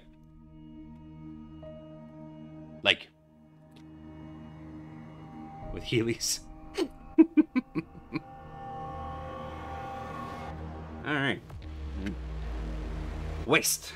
Not. 4. There. Alright, so now we're getting to the point where I'm gonna start talking a little bit about spoilers for one of the episodes about halfway through season 1. And I do actually consider this a spoiler, so I'm going to go ahead and put on the spoiler tag. Verbal warning for anybody who doesn't want spoilers for the Earth House, Grassley House duel in season 1 of Witch from Mercury. When you see the spoiler banners go away, or I'll verbally announce when I'm done talking about it, whichever. Alright. So, part of the reason why this particular Gunpla matters so much to me, and I didn't just get one of Chuchu herself, because they'll probably make one. I don't think they have yet. So, I mentioned earlier that the little silly little beam antenna thing is the breaking the beam antenna of your opponent is the condition for winning a duel. So, and that's again just to keep them from like having to, because they have to have a win condition and they don't want you to kill the pilot, which again, this is a good thing. The first time that it really becomes a like major condition, because most of the times where someone wins a duel early on in the show, they could as easily just have blown up the mech, and they just take out the beam rifle because it's a condition, but they could as easily have taken out any other part of the mech. The one time that someone kind of wins on a technicality, you might say, is the Earth House versus Grassley House fight. And the whole thing starts out... So, first of all, it's the first team battle. Because every fight fight before then has been a one-on-one, and it's always been like a challenge over either a sense of slighted honor, or some other insult, or in a couple of cases, political maneuvering or something like that. This one is a political maneuvering, kind of nakedly, where the head of Grassley House is trying to throw down, and he is essentially taken Suletta's sudden rise from zero to hero very personally. Figure out what orientation this thing is in. I think it's this way. Yes, okay, perfect.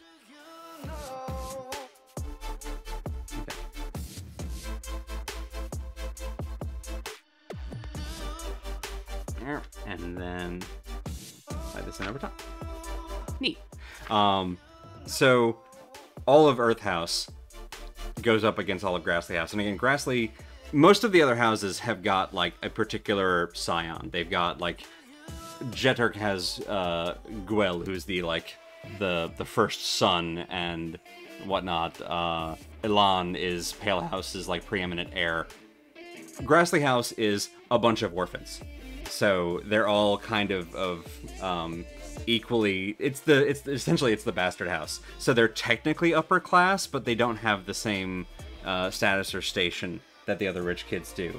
But they're still the space elite, so they're above Earth House. So it's kind of an interesting mix.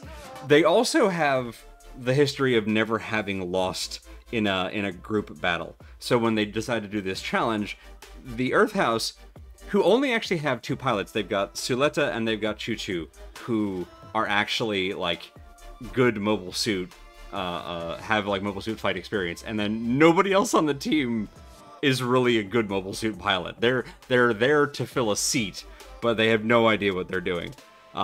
So the odds are very much against them.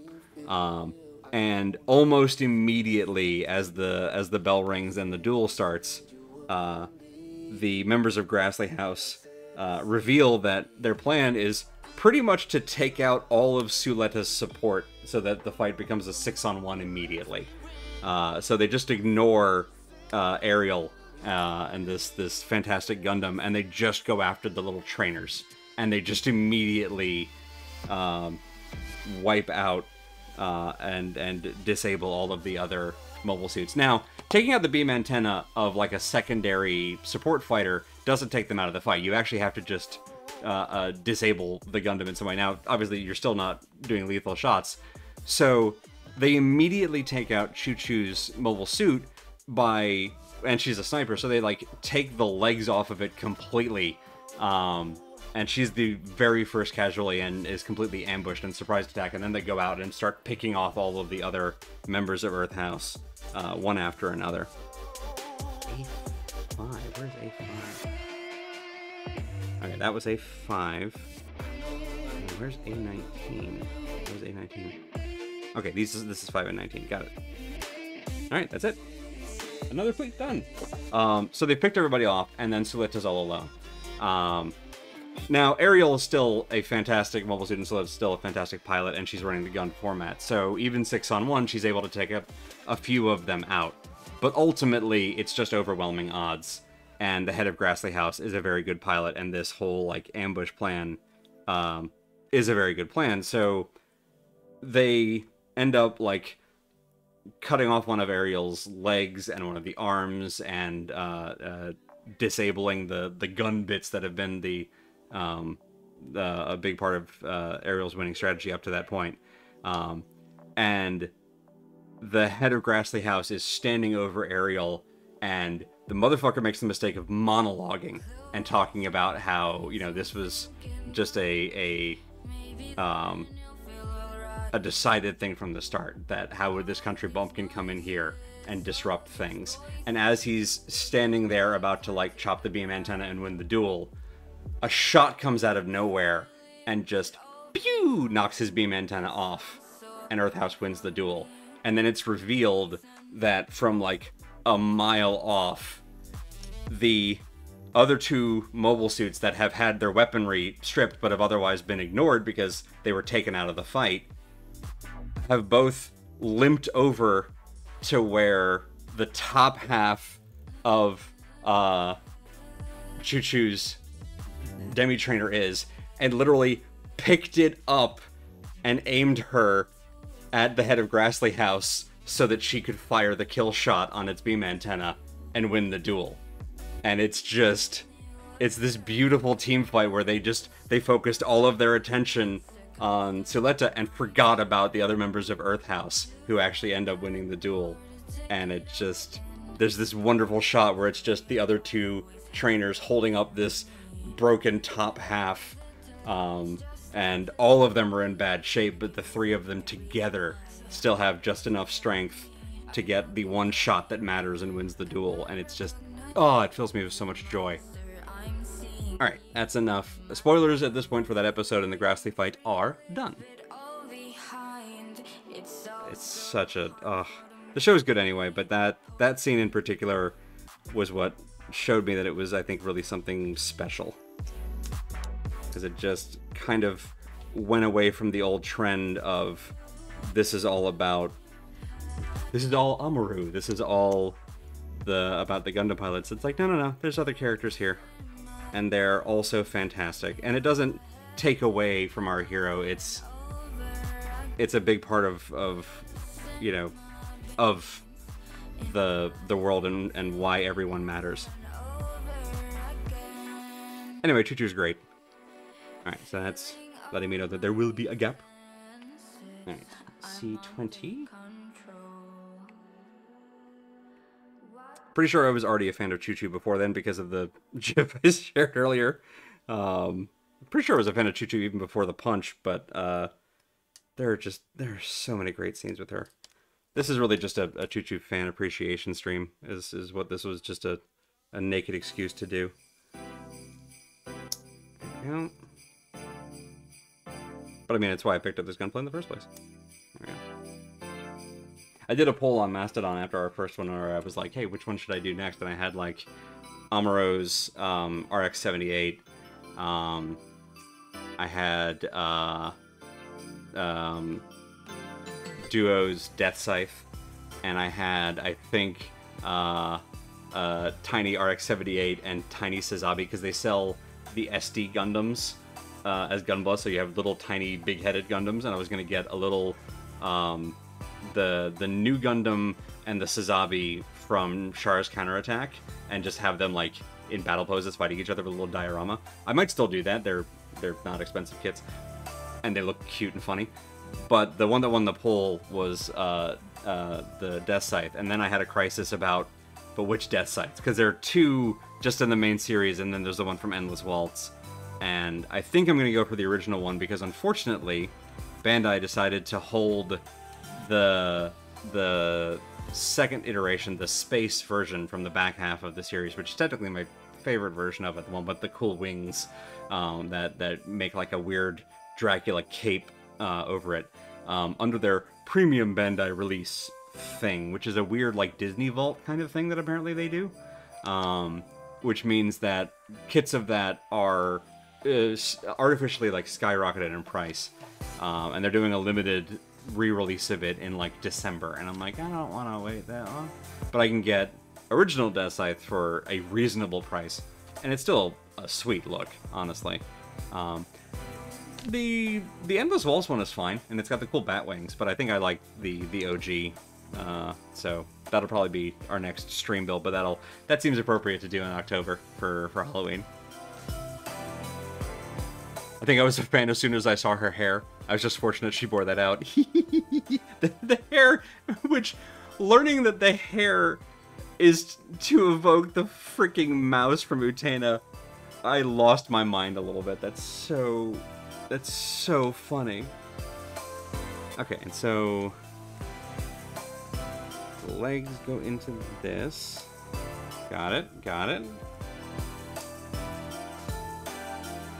And then that's the torso. There we go. There we go. That's the Demi trainer. Alright. And then the stand, which I already built.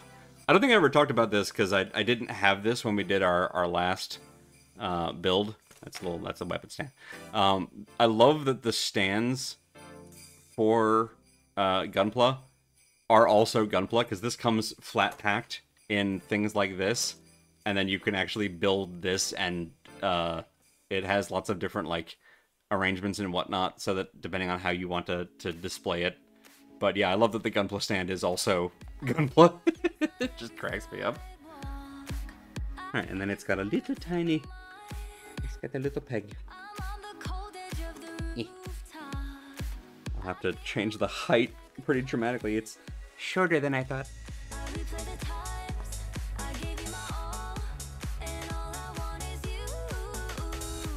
Let's see. I might have to switch this one down to the... There's a whole other, like...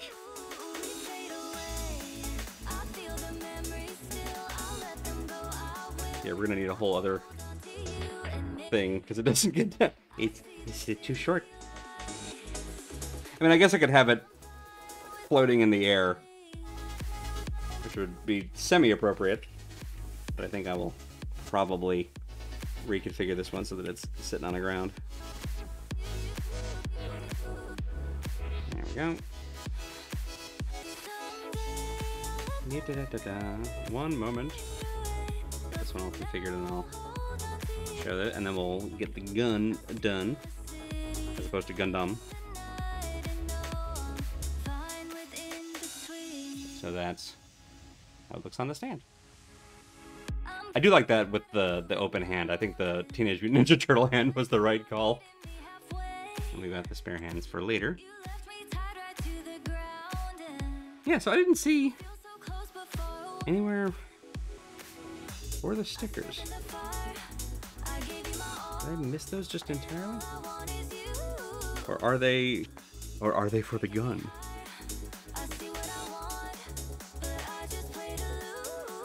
I would have figured one of these is for the eyeball. Can you show me this? No, it doesn't say so. Alright. We'll keep going. How are we doing on time? Got a half an hour. Alright, so maybe I was better on the timing than I thought. I didn't count on getting so many steps wrong.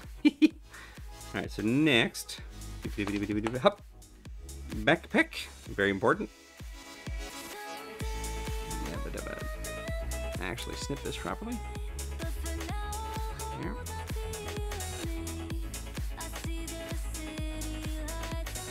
There's also a so Chuchu's hair, which is always in those two big, like, pom-pom style puffs, pigtails, when she's just out and about. What I love is there are a few scenes where we see her, like in the evenings, whether she's just hanging out with some of the members of Earth House, like late at night when they're all getting ready for bed, or there's at least one scene where she's having like a video call with the mining co-op family back home, where she has this just big hair bonnet on, which I love. And there is at least one scene where we actually see her in the swim cap without the helmet on. So like they've actually put thought into how all that hair gets managed, which I think is a good thing.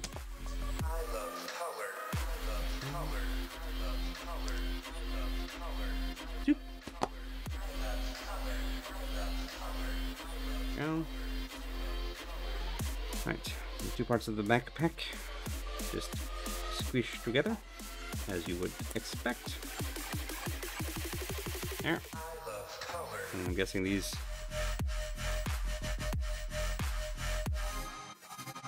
There we go. That's 3 PO. Yeah. What was the other number joke I made? Oh yeah, B52. Oh. Yeah.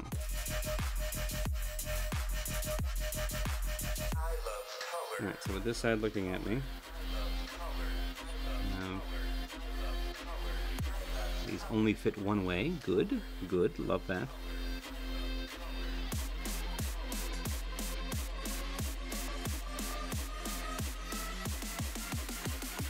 Nice. Alright. Up. I also love color, you weird song. There's the hair. So this that way, and then it plugs into the right side. Cool! And then that plugs onto the back. Backpack. It's important to have a backpack. In the manga Dungeon Meshi, I've heard a little bit about Dungeon Meshi. Some wizards absorb magic from the environment through their hair. Party's wizard wears her hair in a fancy braid. In one chapter, the artist drew a montage of her doing it up. Aw, I love that. Alright, there's a backpack, and now weapon. But first, let's make sure I'm not missing anything. That's C done. Alright, that's 3 plates.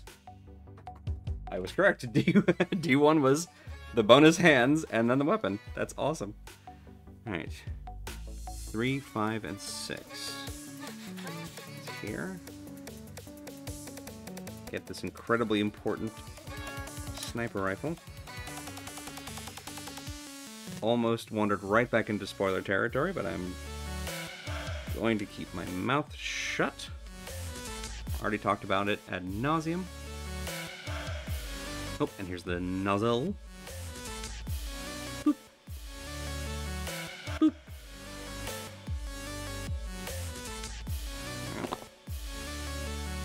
There we go.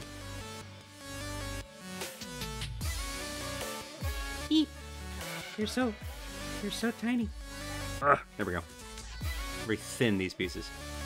Do not look directly at the nozzle.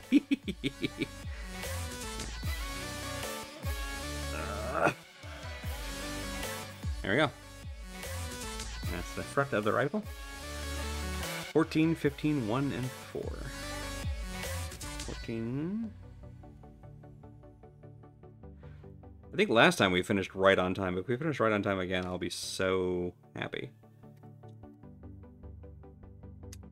14, 15, 1. No, not 1. 1 is the step order. So there's 14, 15, and 4. Okay.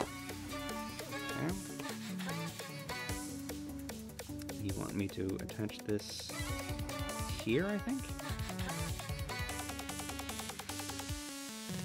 Oh, you want me to attach that here, much more reasonably. There, and then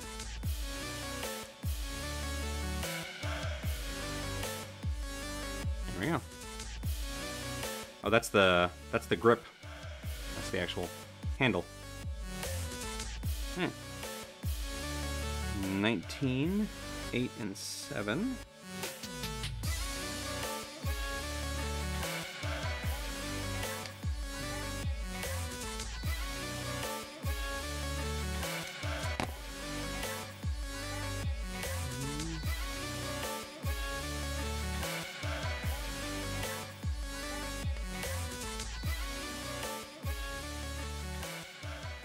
There.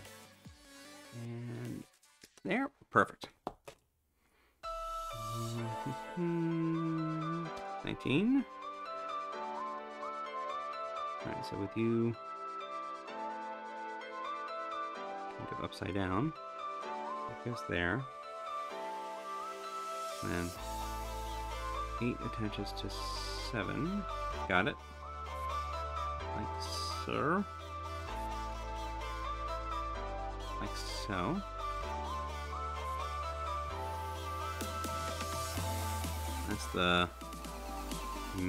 That's the sight. Okay. Kind of hard to see. That's the sight was actually 2 pieces. That was an interesting choice. All right, there we go. There we go.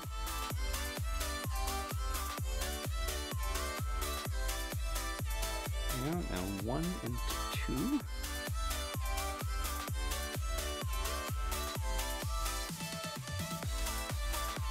One.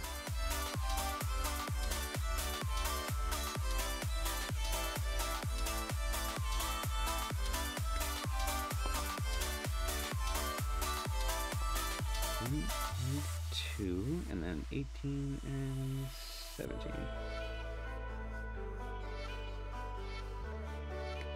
18. Yep. And 17. Perfect.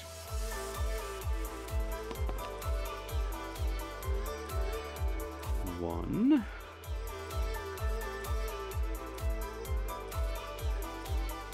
There.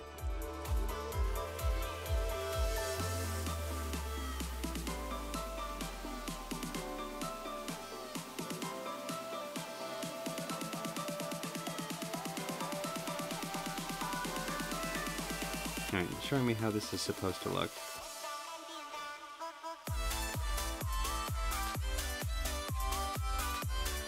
That looks quite awkward, but it does match the diagram, and that's what matters. These two connect to one another first, and then connect onto the front. Interesting, okay. I knew this was going to be a chunker of a gun, but putting it together piece by piece is really redefining the magnitude. And there we go. Oh, not quite. Not quite. One very tiny piece. There we go. That's that last step. Okay. There we go. Just making sure I hadn't missed that piece already. So these two come together. Okay, and then the very last little piece. Please don't go flying. Please don't go flying. Hooray! And now, D1 is done. I still don't know why it's D1 and not just D, but it is. Alright. That goes there. And then that whole thing goes there. And then this whole thing goes here. And that's a gun. Toe to tip. Alright.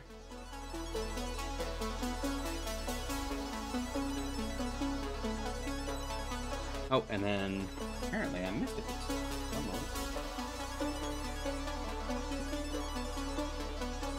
This, which I thought was, I'm not sure what I thought it was, actually attaches this little guy to the back of this little plug of the backpack, so that we have an actual connection to feed the gun. Alright, and then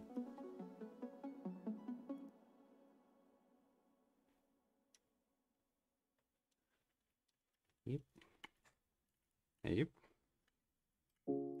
Yeah. Into on it.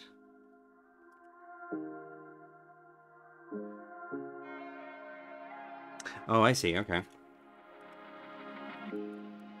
This is supposed to be.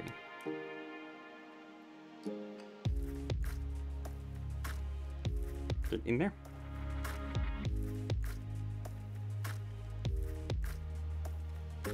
Okay. So, because we went Ninja Turtle, it doesn't hold the gun quite as well. Which is okay. I think that was a worthy sacrifice, all things considered. We can just have her waving instead.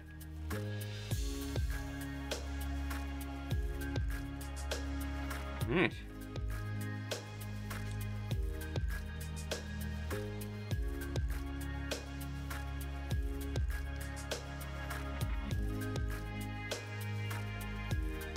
Oh, I see. Hang on. That's why that was the other way around. One moment. One moment.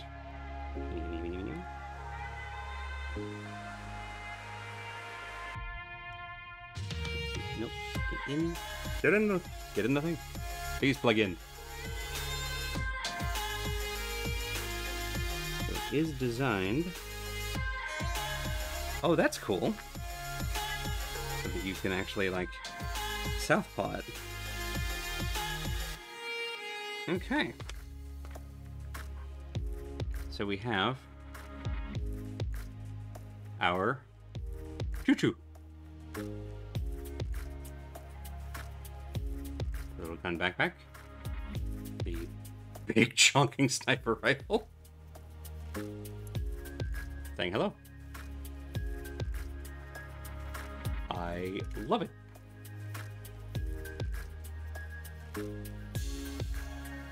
No idea where these stickers would go. I mean, I have some guesses. Yeah, we've got 20 minutes. Let's see if there's a final page in here somewhere.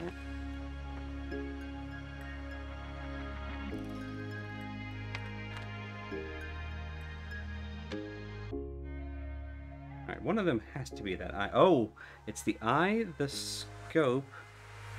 Ah, and then that chest bar. Okay, alright. So, people who do this, I won't say professionally, I don't know that anybody builds these things professionally, but people who do this better have a specific tool for applying small stickers that I don't possess.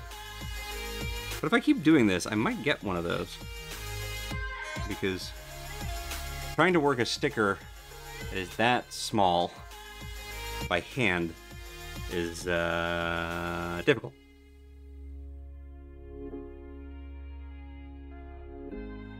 So having a tiny applicator to apply it with would be useful.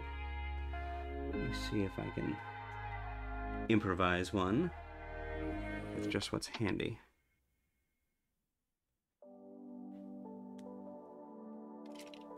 The one I'd really like to get is this eyeball, the main camera.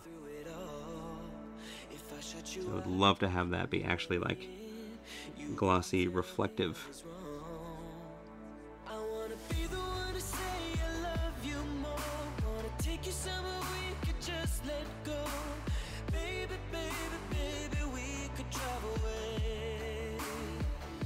Easier said than done.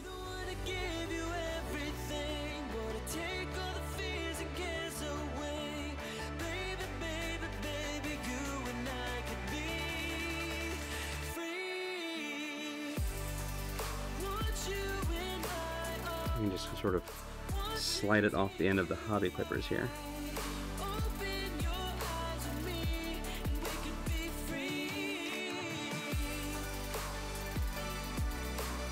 Nope. Nope. Welcome to the last 20 minutes of me fumbling around.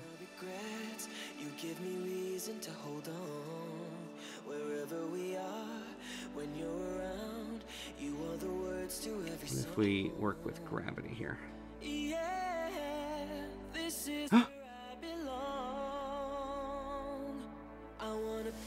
this?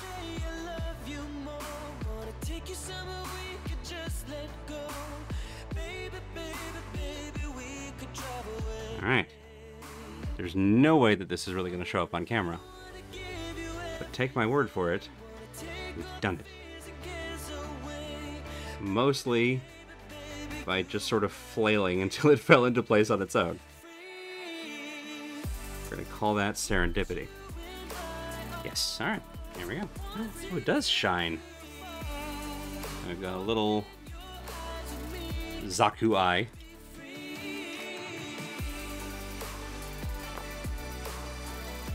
I feel like Char would be proud.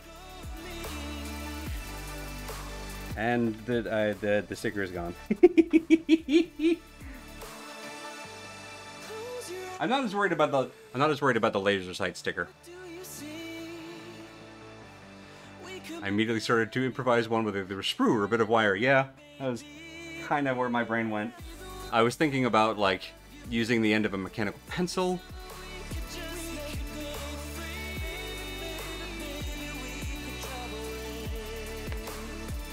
Somewhere now there is a very tiny little circular green sticker lost to the ages.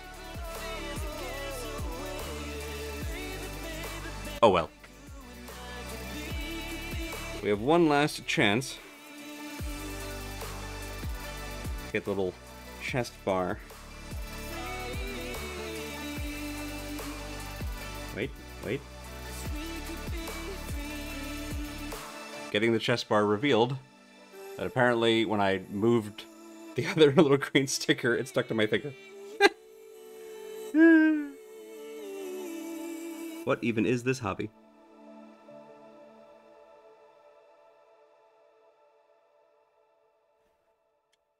Again, working with gravity.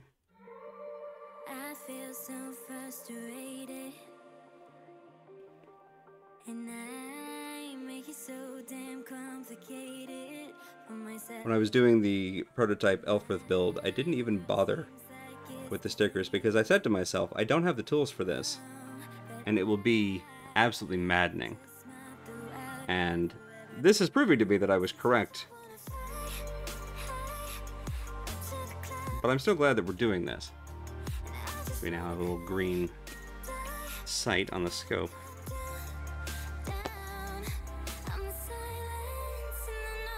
Right, this one has a little bit more surface area to work with. Not much. But it's more than a dot, so I'll take it.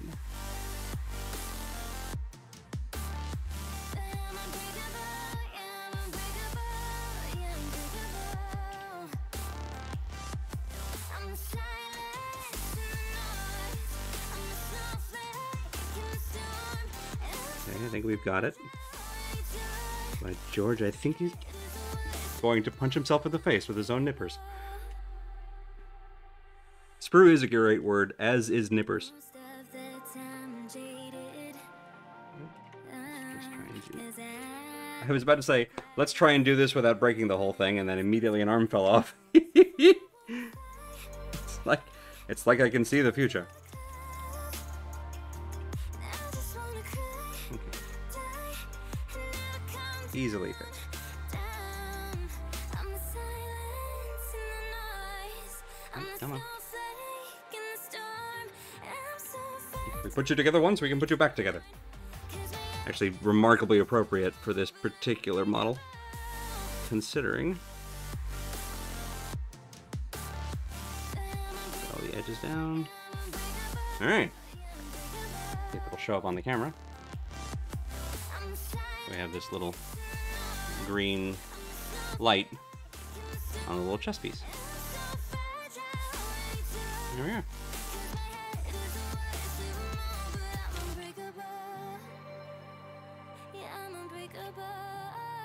And there she is. Just gonna do it a little bit of a weird lean. There we go. And let's get you a bit more situated. And I'll figure out how to get you all the way on feet, boots on the ground here when I can get the stand better reconfigured. But at least for now, that's Chuchu's Demi trainer. There we go. Not bad. How about, you know, a little over 2 hours like last time. And yeah, I like these high grades. These are really fun. And I have enough room to make mistakes and recover from them and still come up with something that is, you know, solid and looks good. So, you know, there we go. So, all right, well, go ahead and just bring Best Girl Chuchu back up. So yeah, I thought it was gonna be the GIF of the punch. It wasn't. It's okay. Do I still have that one in here? I probably do. But I just let's bring this back in here to really properly close things out on a high note. There we go. Let's just go ham. There we go. So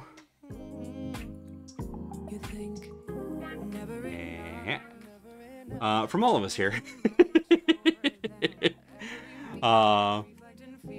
thank you all so much for coming in and keeping me company while I put together another very silly little plastic model. These are very fun, chill little streams. We'll do another one, like I said, probably October time frame, assuming I can get my hands on a copy of the high grade original Death Scythe model as planned. We'll do a fun Halloween stream and build Duo's mech in honor of baby Andy's Queer Awakening and a very popular, if maybe not very good, Gundam series, but certainly one of the better designs from it.